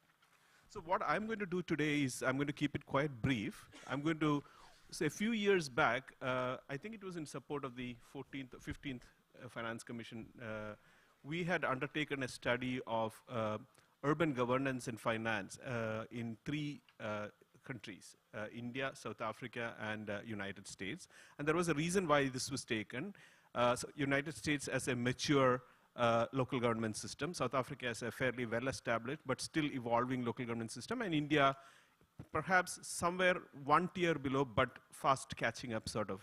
So, and we took up a number of cities. We looked at the structural aspects of these countries and their urban local government systems, but we also looked at specific case studies. So I'm going to sort of go through them very quickly and then see what it holds and what it means for Indian context. Next slide, please. So the basic study scope is to, so we looked at 2 cities in the US, Chicago and Dayton, Ohio. We looked at 4 Indian cities and 2 South African cities.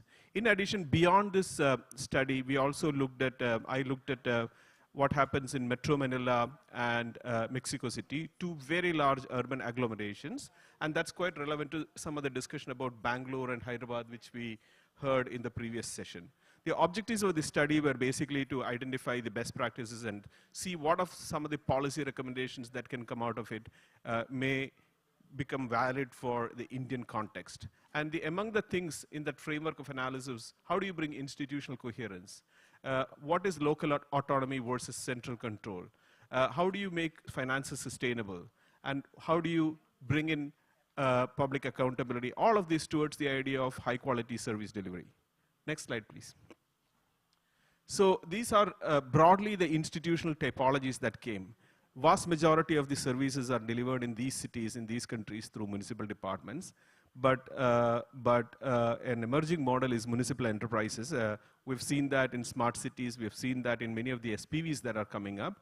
But many of these municipal enterprises, particularly the ones in South Africa and some of the ones in the US, go well beyond what we normally understand as an SPV in the Indian context. Then there is, of course, something that is very unique to US, what are called as special districts. You may have heard that in the US, a lot of housing decisions are based on your school district. So schools are, education is done through a special district. Similarly, a number of urban public services like public transport, water, etc. are done through what is called as a special district arrangement. And finally, of course, public-private partnerships. And additionally, we've looked at, as I said, Mexico City and Manila as examples of metropolitan coordination and management. Next slide, please. So I'm not going to go into a lot of detail of this, but suffice to note that in the US, the 2 broad dominant models of urban governance systems at the apex level, one follows the executive mayor model, Chicago, Washington, DC, etc. And all of the departments directly report to the mayor. The other is the city manager model, which is also quite prevalent in other parts of the world, including South Africa. And Dayton is an example of that. A professional city manager is appointed by the city council, and the departments report also to the city's manager. In the US, most cities are providing their own services, and they are all based on a sense of financial self-reliance. And what might be interesting in the Indian context is to think that these cities not only collect property tax, some of them have sales taxes, and some of them even have income taxes. And then, of course, all of these cities, whether it's under the executive mayor model or the city manager model, they have the autonomy and authority to hire and fire their own staff, set remuneration levels, all of this with the express mandate of the councils. Next slide, please.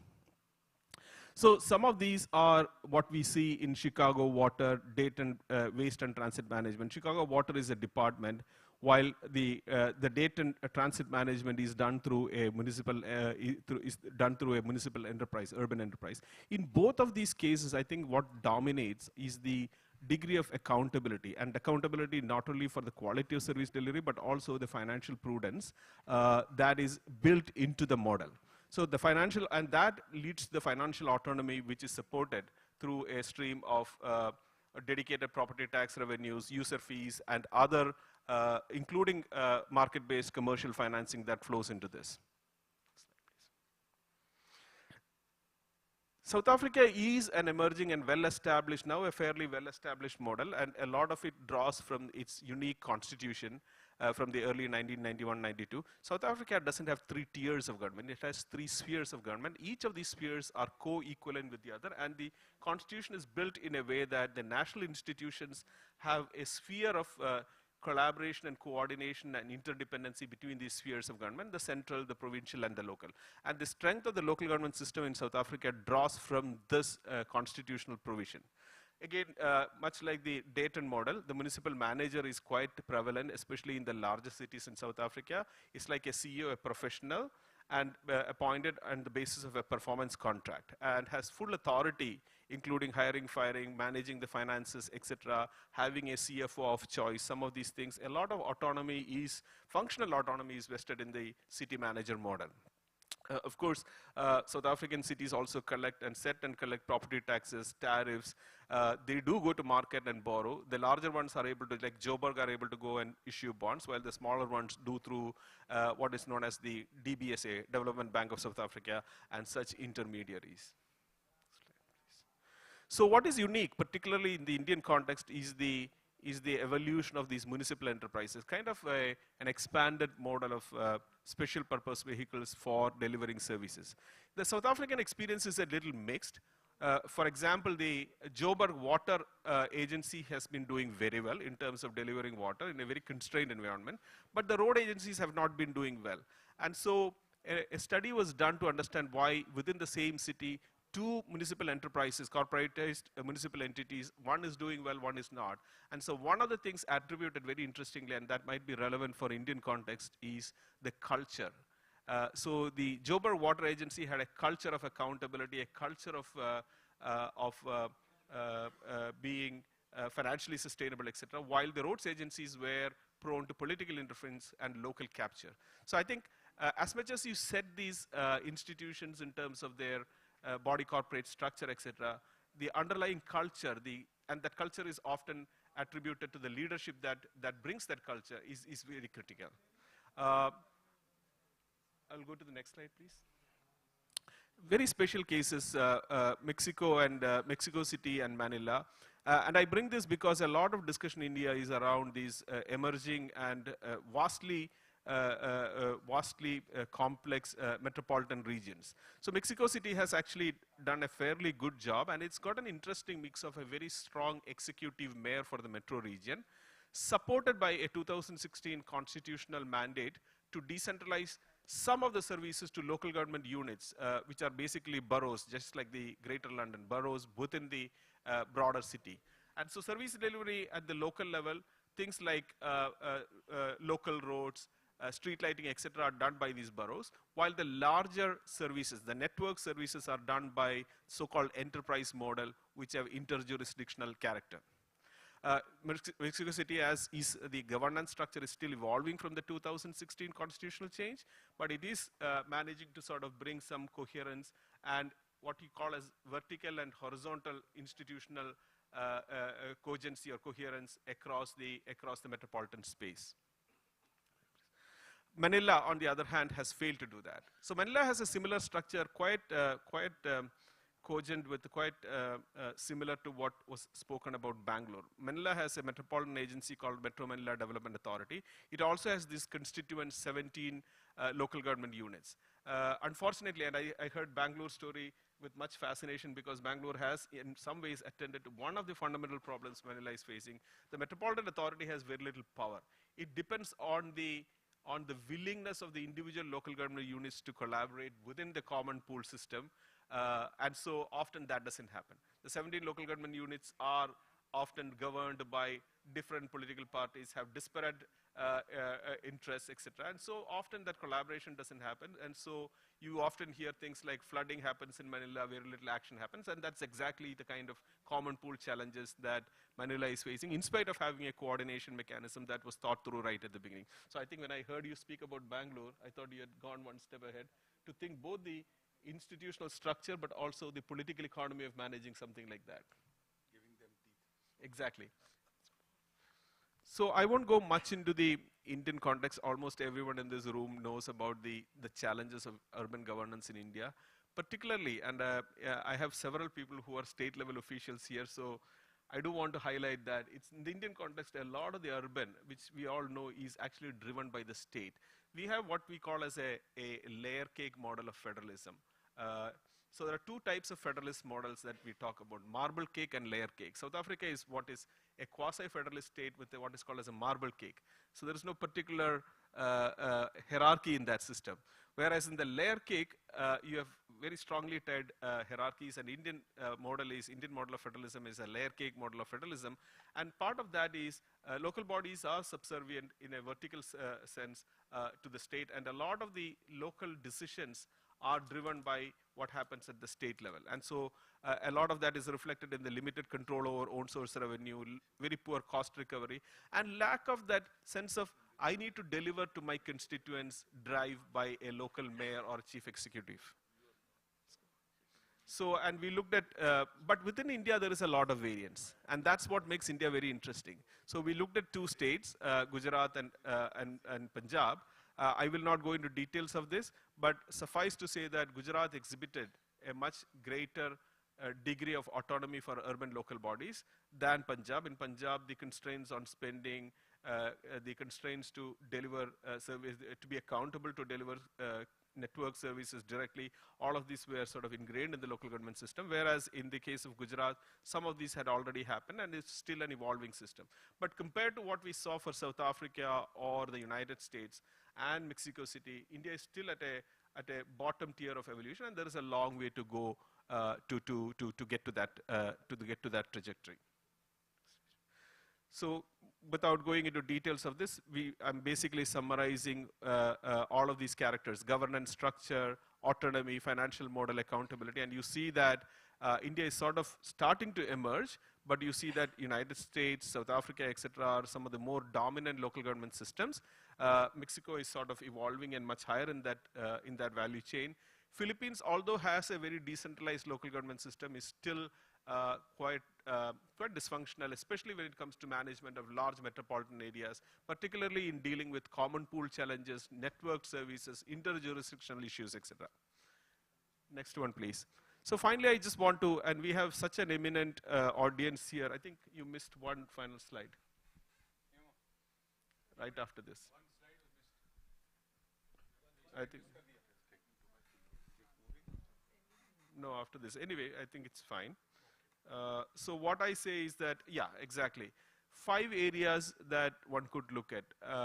Institutional coherence, local autonomy, citizen accountability, financial sustainability, and citizen participation. For each of these areas, I have tried to see what is most proximate to India. Without going for large structural changes, which is very difficult. in a country like India, we are always constantly sort of evolving and adapting. What might be some of the most proximate examples of reform that we see from other countries, which might be pertinent in a sense of innovation, in a sense of change in the Indian context? For example, in the institutional coherence, Bangalore would be a great case where you can look at special purpose districts for service delivery, particularly network services that extend along ALR. And that could be quite subservient to the metropolitan authority itself. And that coordination between at the metro level versus still maintaining the autonomy, the local character of these 5 urban local bodies. Similarly, local autonomy, we've all been talking about rate setting and collection powers for local revenues. Almost all countries that have strong urban governance systems have these powers, the ability to hire and fire staff. And particularly, I wanted to bring your attention and thought to drive your thought to the citizen accountability model. In India, we haven't quite tried out the executive mayor. I think Chennai probably has an executive mayor model, perhaps. Or maybe a quasi-executive mayor model, but rest of India doesn't have that. So that's something to think about. Or a professional city manager. I've heard these discussions happen 10 years back, 15 years back in the Indian context. We've not sort of advanced it, but I think those are some of the interesting experiments. And with the kind of spirit with which MOHUA is driving reform these days on the urban side, I think some of these are ripe to be tested in willing and able states that we can see where these reforms go. Let me stop here and thank the panel and Debolina for this opportunity. Thank you, Bala. One perspective and 2 questions for you when we circle back to you. See, our starting point is different, Bala. 1919, we had a Government of India Act. And that led to mayors like Patel in Ahmedabad, Bose in Kolkata, right? And Patna mein Rajannath. So we had this. 1935 was entirely different. It is complete opposite. So our starting points are very different from Johannesburg's 91 constitution or even the American constitution. Even the American constitution, Bala, gives all the powers to the governor. But by convention of 250 years, it's the mayor who runs it. That is one.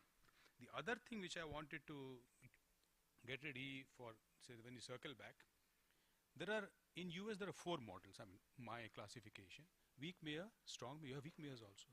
Weak mayor, strong mayor, city manager, and commission system, like our administrators and special officers. We have 4 systems. India also, we have 3 systems. We have in the south and the west is something similar to city manager, which is the Bombay model. The Calcutta model is the strong mayor system. And the North Indian model is the weak mayor system, where you have the UDA driven systems. Now, you're learning from the US what you have done. How would you look at India in these 3 models, assuming these are right? I mean, this is one way of classification, not right or wrong. When we come back, how would you strengthen these models to deliver public services? This is the first question. The second is, Dale Carnegie said, culture eats strategy at breakfast, which he said that for business. So now, seeing the cultural differences in India, you know, when we were doing the Swachh Bharat mission, there were 200 ways of calling shit.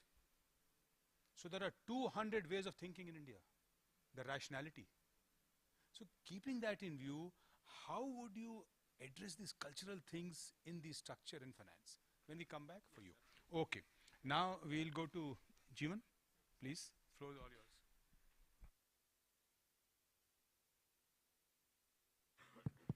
So first of all, it's an absolute honor, sir, to be sharing the panel with you.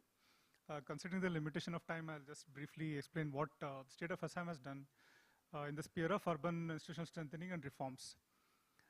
This mostly is relevant for the states with low levels of urbanization. Assam, as per the 2011 census, had 14% urbanization. It has increased drastically right now, but we don't have an explicit figure. When we started this roadmap for institutional reforms, the way back in 2021, so we had a very fragmented landscape because we had 2 different departments in the urban sector itself. One was called Department of Guwahati Development Department, and second one was Urban Development Department. Since other areas were lagging behind, so Guwahati thought, okay, they should proceed alone, and they had a different department. And most of the projects used to have longer implementation cycles and delays. And we were mostly dependent upon, the ULBs were mostly dependent upon the state devolution. Their own revenue collection was hardly 5% of their overall kitty. So we approached ADB, Asian Development Bank, to do a structural study of the institutional landscape of Assam. They did a great job in 6 months and came up with a report. So the report mainly recommended having a municipal cadre and our own State Institute for Urban Development, and also corporation which for preparing and financing our infrastructure projects. So we immediately worked on the new cadre and came up with Assam Urban Administrative Service, Engineering Service and Financial Service, with very, very modern service rules governing their service conditions. At the same time, we worked on property tax collection systems to improve the revenues and did some diagnostics on where are the issues. We wanted to handle this change through standardization on IT platforms. So we came up with a couple of IT systems. First thing, to handle a change around the way the property taxes were collected and trade licenses were issued, or the fees against trade licenses were collected. The idea was to increase their own revenue for the ULBs. So coming to current day, we have achieved almost 126% growth in 4 years in the way, in the property tax collections.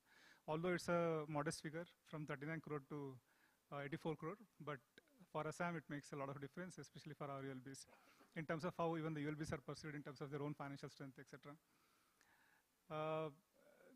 Subsequently, we incorporated a new corporation. All state level, how incorporation of a company takes pretty long time because there are a lot of processes to comply with. Assam, we called it as Assam Urban Infrastructure Development and Financing Corporation. Now all the reforms, we didn't wait for this to come up. We were parallelly implementing different reforms. So that created another problem because we had very fragmented digital systems for each and every activity under different agencies. So now we are trying to consolidate all of them under the new business unit, under the new corporation. For that, we have an IT consultant, and we'll have to work in the coming days on how to amalgamate. But the three cadre and one another reform that we did to provincialize, that means absorb the municipal the staff and pay the salaries from the state government. These two reforms played a key role in enhancing the confidence of the municipal staff and driving these reforms, structural reforms. Sir, considering the limitation of time, I will Thank you, Jeevan. just end it here. Jeevan, just for you, when we circle back, if you are here, if you don't go. In Andhra Pradesh, in 2009 or 10, they started giving salaries from the state budget. What they did was they stopped everything which was being given to municipalities. So I think they gave budget, at that time salary was 250 crores and they stopped 270 crores. So the other side is you emasculate municipalities. Think of that before doing that. You see what's happened in Andhra. So today municipalities get nothing. They used to get per capita grant, everything was stopped. Think of it when we come back and circle back to it. Thank you. Now I'll request Manish ji to tell us more on finance, a little bit of finance. Okay. Thank you for giving me this opportunity. So I'll begin with the fact that ULBs or urban local bodies are not a homogeneous group. So you have MCs, and within them larger MCs or million plus cities as one group and rest of them as another group. So if you look at the receipts and every component of receipt, owned tax, non-tax, transfers in per capita terms, municipal corporations collect much more or get much more than the smaller ULBs, even in case of transfers. And when we talk about transfers, design of transfers like State Finance Commission, Central Finance Commission, which are largely based on 90% population weightage and 10% area, most of the funds go to larger corporation, leaving smaller corporation with very little money to do that.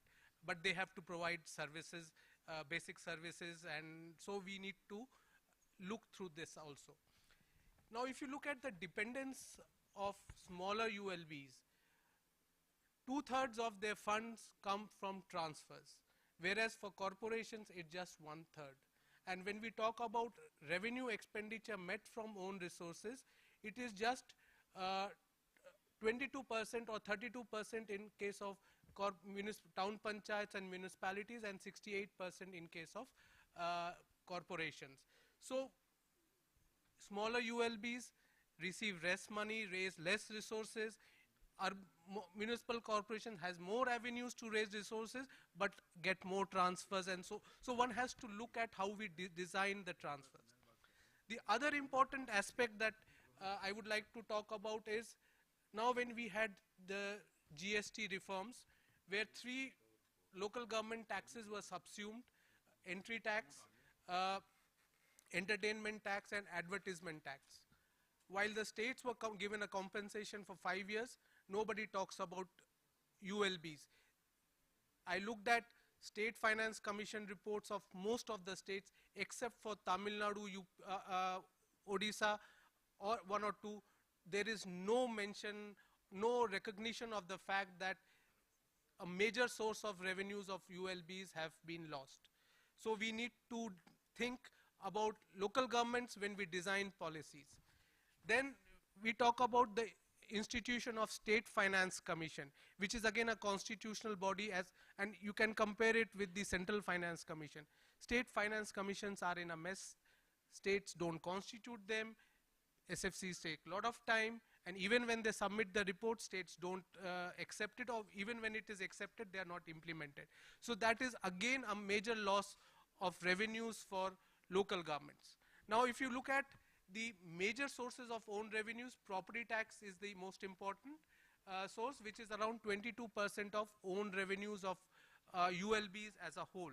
Whereas non-tax revenues in the form of fees, fines, user charges are the most important source of own revenues, higher than the property tax. So when we set rates for user charges, they don't take into consideration even the cost of providing that service. So at least one should try to ensure that while fixing these user charges, these are taken into consideration. State controls the tax, all tax handles, rates, base, exemptions, everything is controlled by the state government.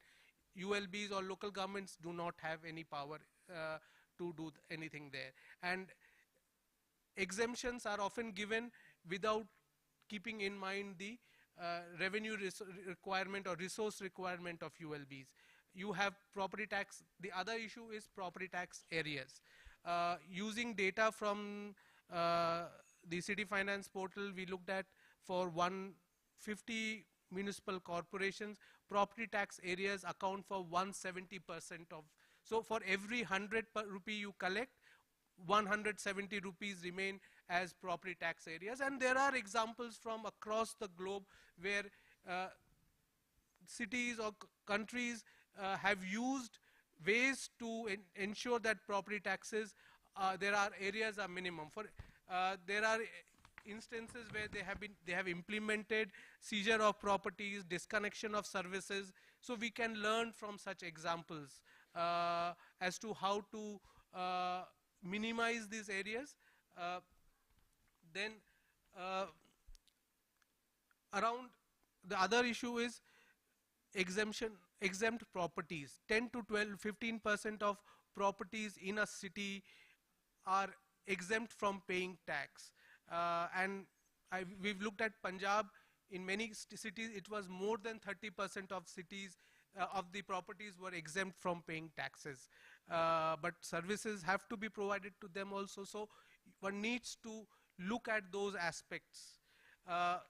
In case of property tax, one issue which we saw working with some of the states was properties were not enumerated.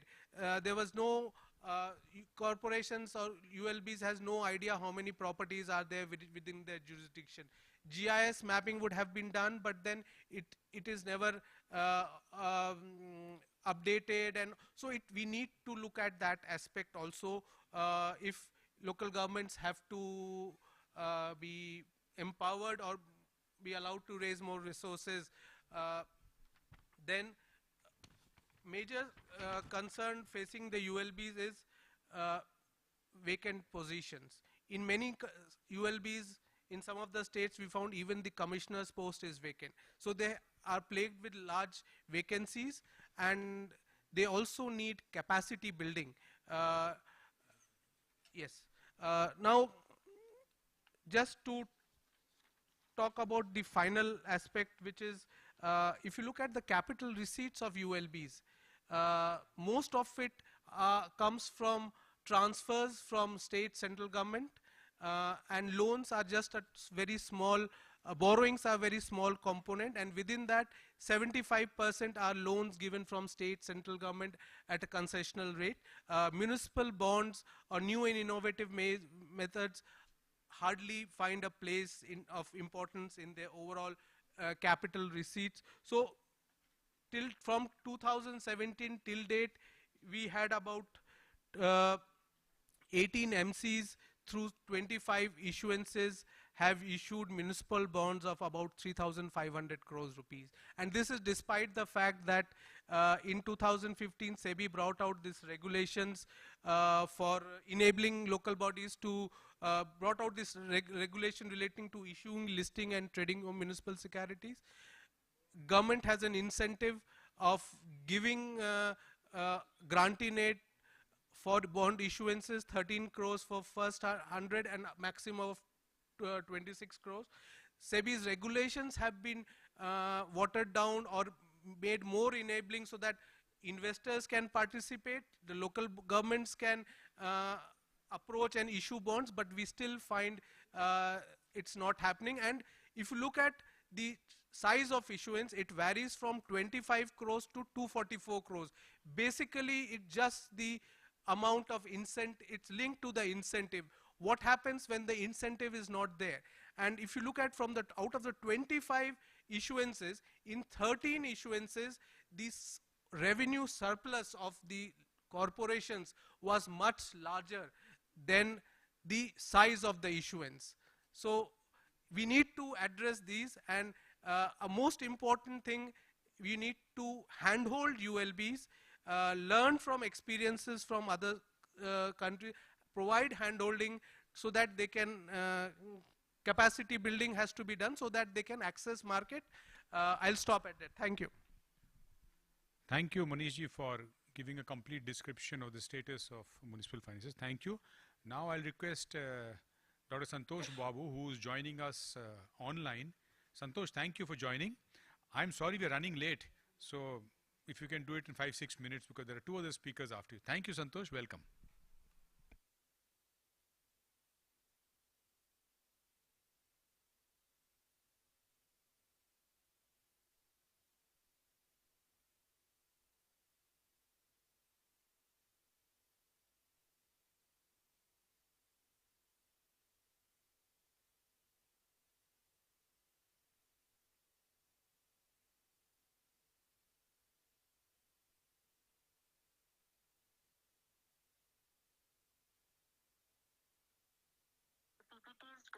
Thank you. Can I see the PowerPoint? Yeah. So basically, what we are trying to say here is just keep going. Is that we basically don't have much time in this session, and as in life also. So we need to provide services to our citizens quickly. And time was when we had. Go to the next slide. Time is when we had the e-governance. But today we need to move towards different aspects of e-governance, layered meaning of e-governance, so that we'll have joyful employees, joyful citizens, joyful entrepreneurs, and alert citizenry, and alert administration, and obviously making India and the states economic powerhouses. Next. So it all depends on how we govern and how do we demystify governance.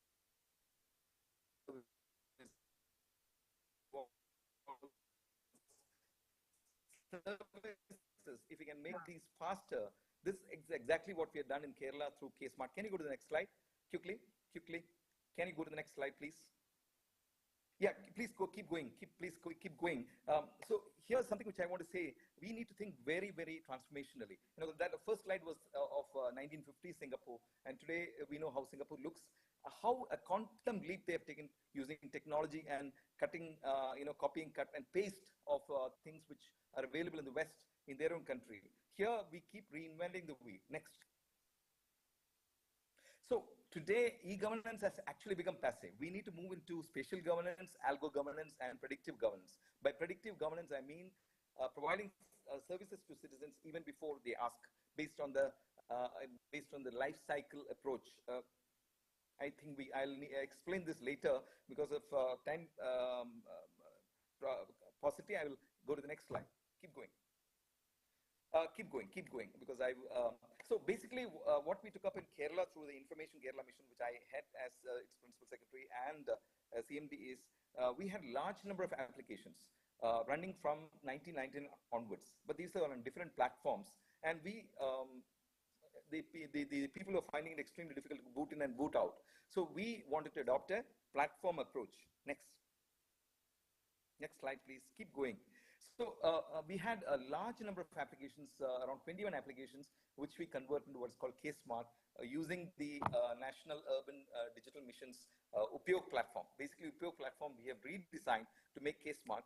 And today we have a system where all the 1,200 urban and rural local bodies are running on K-Smart today. There's absolutely no other work that happens outside K-Smart. And this was done in a matter of 150 days with an in-house development team of developers and domain. Next, keep going.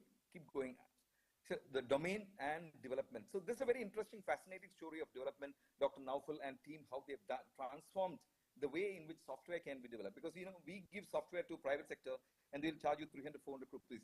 How we have done this in less than 40 crores rupees is something which maybe you would like to learn. NIUA is learning about this. They have been partnering with us. National Urban Digital Mission is also part of us. In fact, they have been inspiring us to do this in the last couple of years. Next slide, please go. Fascinating way of project management, which Dr. Naufal and team has done to ensure that software development happens on time and that we don't waste money and energy. Next slide, please.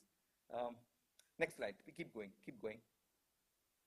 So the role of NUDM is very, very significant here because they chiefly inspired us through NIUA and NUDM.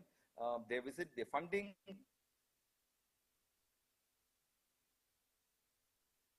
They given us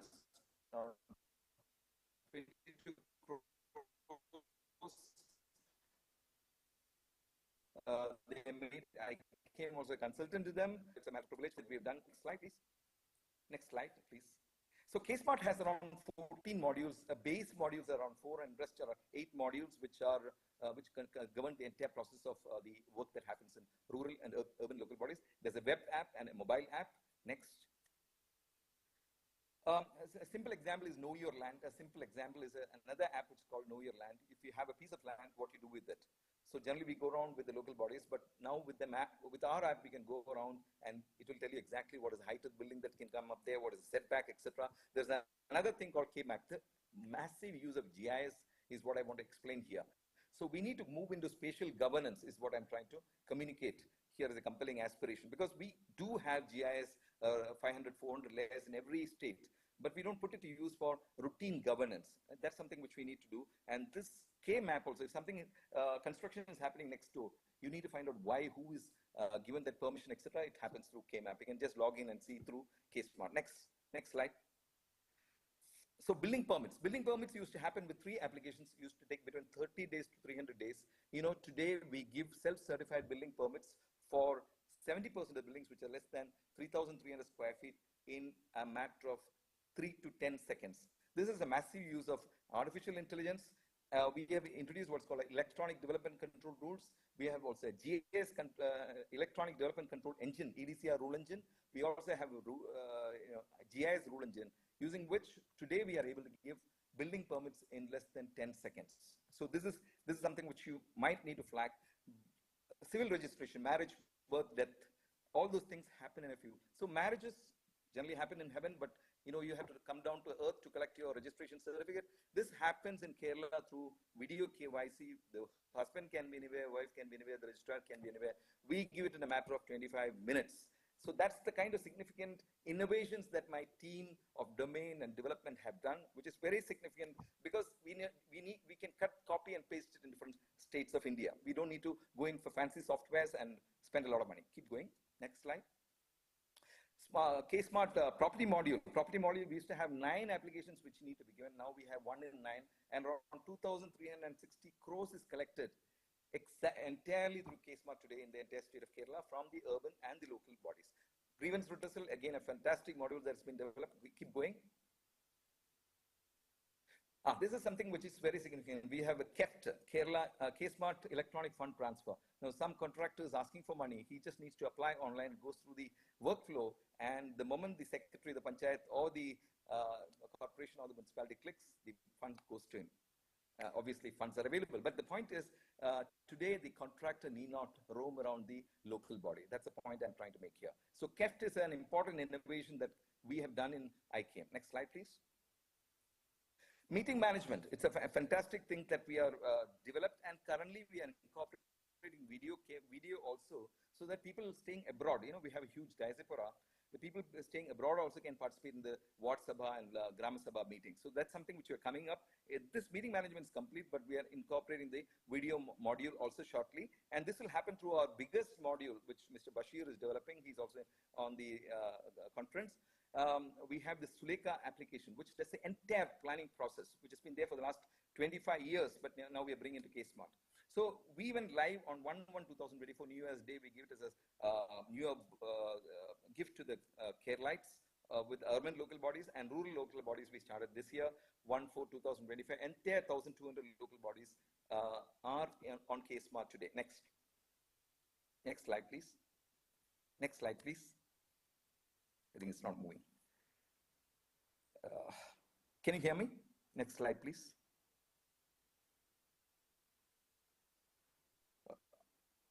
I'm not able to see. So, yeah. So the services are so fast today. These are, data of some time back when we launched, etc. But you can imagine the kind of, we can keep going. Imagine the kind of speed that's happening. Today, Naufal, who is the architect of the software, tells me around 82 lakh files have been cleared. And we keep going. These are old data. These are slightly old data because I didn't have the time. We have a dashboard for the public and a dashboard for the citizen. The citizen logs in and he can find out where his file is lying, how many seconds each person has taken on his file, and he can even call up that person. So this is an amazing way of empowerment. As you know, Kerala empowers its citizens through these local bodies. And today, through K-Smart, we have empowered him much better. Next slide. So a lot of technology integrations does not matter to this conference, but the point I'm trying to say is that today we can give certificates just like that. It takes a few seconds to get your birth certificate or death certificate or marriage certificate on your mobile app, or except billing permit. Billing permit, obviously, the 20,000 engineers who have been trained on K-Smart have to draw on the CAD or whichever software they're drawing, and then click submit, and between 3 and 10 seconds, you get your self-certified billing permits. Another thing that we have done is K-Suite, which is a solution for the e-office that we have with an IC today. Today, we have in K-Suite, in addition to file management, we have finance module, we have HRMS module, we have a couple of other modules also, meeting management module, etc., which makes it a very unique proposition for the whole country. Because we, in Kerala, entire government, right from the secretariat up to the panchayat, use e-office.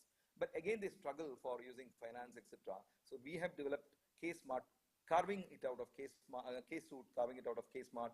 And right now, Information Kerala Mission has been using it for the last 11 months and extremely successful at that. Next slide. So you look at this total files is 82,000 files. Files closed in 1 hour, 8 lakh, 10%. Files closed in 24 hours is almost 20 lakhs. Files approved after 5 p.m. So people work after the office also. We know it's around 8 lakhs. Off days approval is around 4 lakh 42,000.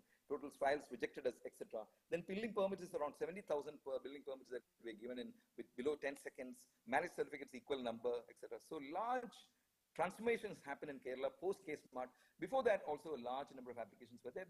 They were disparate applications, separate applications. So today we have managed to bring them all together on microservice architecture, DevOps technology, etc. Thanks to technology, today anything is possible. I'm telling you, technology is the least important thing because we can do it very, very fast. The problem is of, people process technology. Technology is easiest, process is slightly difficult, but the most important thing, as somebody said, is the disparate silos that we have in government, and we need to combine. For example, when we did the Know Your Land app, we had 6 shape files to be incorporated: airport zone, railway zone, high tension wire zone, eco-sensitive zone, CRZ zone, master plan. But we were finding it difficult to get the other shape files, for example, paddy, wetland, etc.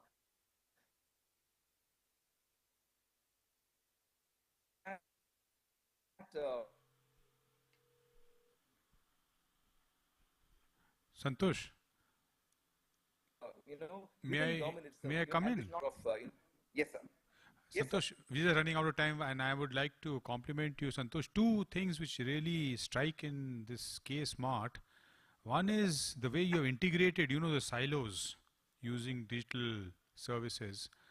And the second is your disintermediation, These 2 are absolutely amazing and throughout India, disintermediation and integration, the way you have used this.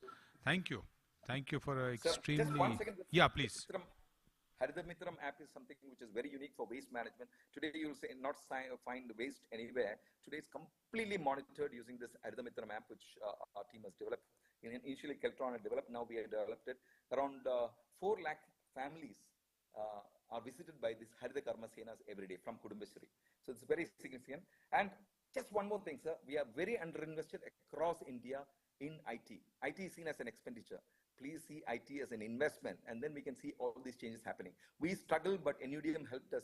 But we need to go on. We need to introduce a lot more technology to make urban governance, local governance, rural governance world class. So I think we need to go in for a single app for citizens. We have multiple apps. We need a single employee app, which we have developed now.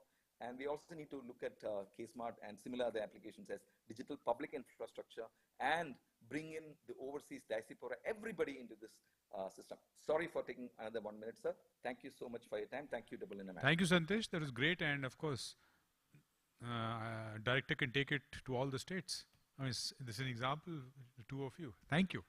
Now, Vasan ji, sorry, आपका time इतना कम है ना? कर लेंगे उसका फिर plenary session and then हमारे chairman साहब को बोलना है. Please.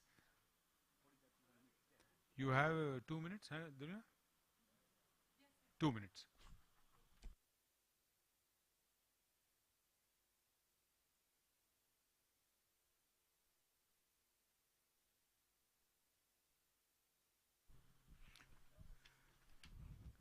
Well, I think it's still morning. Thank you for this invitation. I'll just be very brief. And I'll just speak about the property tax because I was one of the persons who was responsible for bringing in the property tax reforms in Bangalore. Property tax is indeed a backbone of fiscal autonomy, not just for the city corporation, but for all local bodies. And Bangalore's experience has shown that systematic modernization and not tax hike delivers sustainable gains. In the year 2000, the Bangalore achieved a milestone in property tax. It collected 100 crores. The city corporation celebrated. In the year 2024, that's 2.5 decades later, the property tax collection was close to 5,000 crores. That is 4,900% increase within the 2.5 decades. This, I think, the nation should celebrate because the Bangalore property tax model has been adopted by several cities across the country, and sure enough, with Ms. Debunulu Kundu there, with her NIUA being the backbone for so many states in the city area in the property tax, I'm certain many more states will achieve this kind of milestone. What Bangalore experience has shown us that reform isn't about raising taxes alone. It is raising confidence. When the systems become simple, digital, and transparent, like for using the self-assessment scheme or the GIS mapping, integrating the data of the stamps registration department on other civic services, we are changing the whole dynamics of how property tax is looking forward compared to the annual rental value system. Bangalore City Corporation started the GIS system from the year 2000 itself, and as the technology developed, GIS technology developed, the BBMP's coverage also increased. By bringing in the coverage, they brought in a lot of unassessed and under-assessed properties to tax, and therefore, they did not need a tax raise to double its revenue. So this shows that transparency, simplicity, and accountability are the real reforms that work. If there's one lesson that Bangalore experiences, good governance is good finance. Now this brings into two statements. If we make governance transparent, citizens comply. If you make a tax system simple, the tax revenue doubles. Therefore, in the Bangalore, thus the Bangalore has a simple mantra: enumerate, empower, enable. I think this has to be the national playbook as well. So with this, I'll end so that. Thank you, Vasantji. And really, you went deep dive into property tax. If we have time, we circle back to you. In Andhra Pradesh, they've shifted the base from ARV to capital. If suppose you Bangalore do it, what do you estimate how much more it will increase? Then we come back to it. Think about it. So now we have had governance, we had finance, we have digital, we have deep dive into property tax, and we have had a close look at one state of Northeast. Now the floor is open to Chairman Kapilji. Here you are. I'm sorry, I already had. Thank you. So I think much has been spoken and we are running short of time. So I would restrict whatever I want to say in lines. But be rest assured that behind those many other things were there, but for paucity of time and for giving time for people to circle back, I'm not mentioning that. First is about financing. So while we have talked about devolution and things like that, but as most of the finance secretaries, including Mr. Sharma, will say that the hands are tied and there is a competitive efforts over there as to how much would be devolved or not. So the other ways, which of course of late now it has become a buzzword, is to do public-private partnership. And now of course Urban Challenge Fund has also been provided for, which is significant.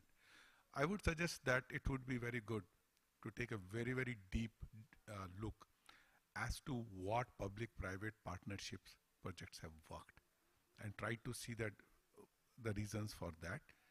I mean, I have done Bangalore International Airport, so I don't want to go into that. It is a subject by itself.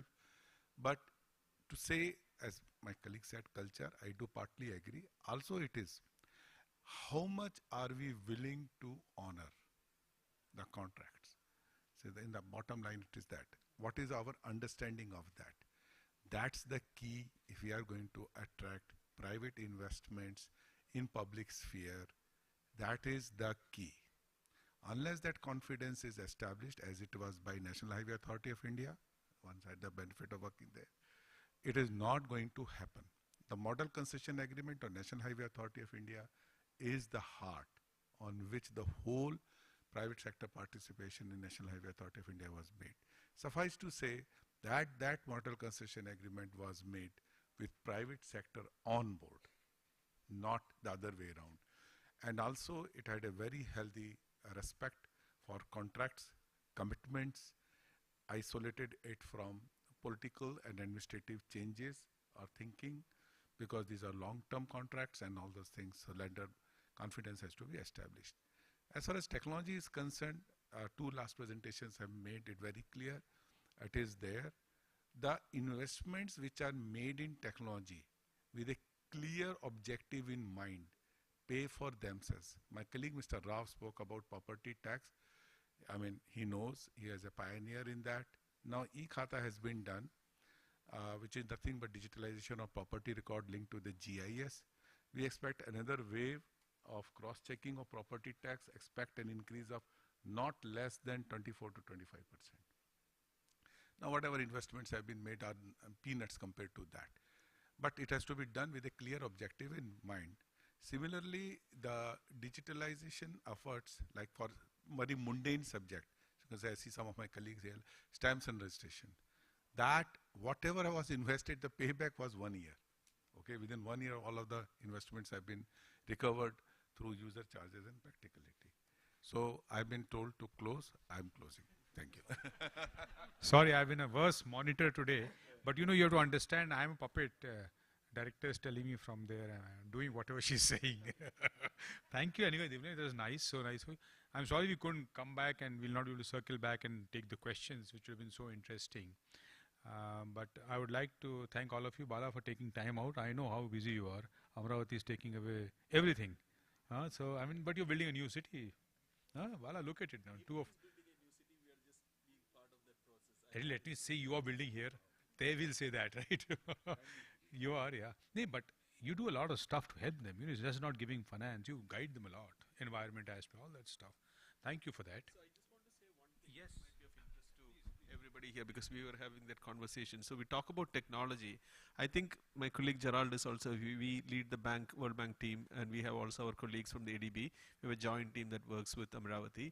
So one of the key features is Amravati is thinking about a digital twin.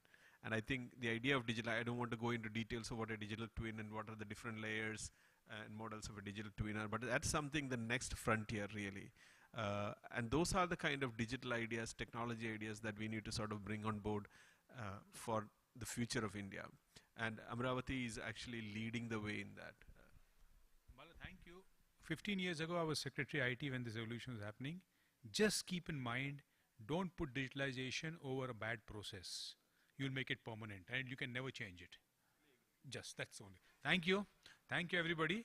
And thank you, all of you, for coming and contributing to this session. Thank you.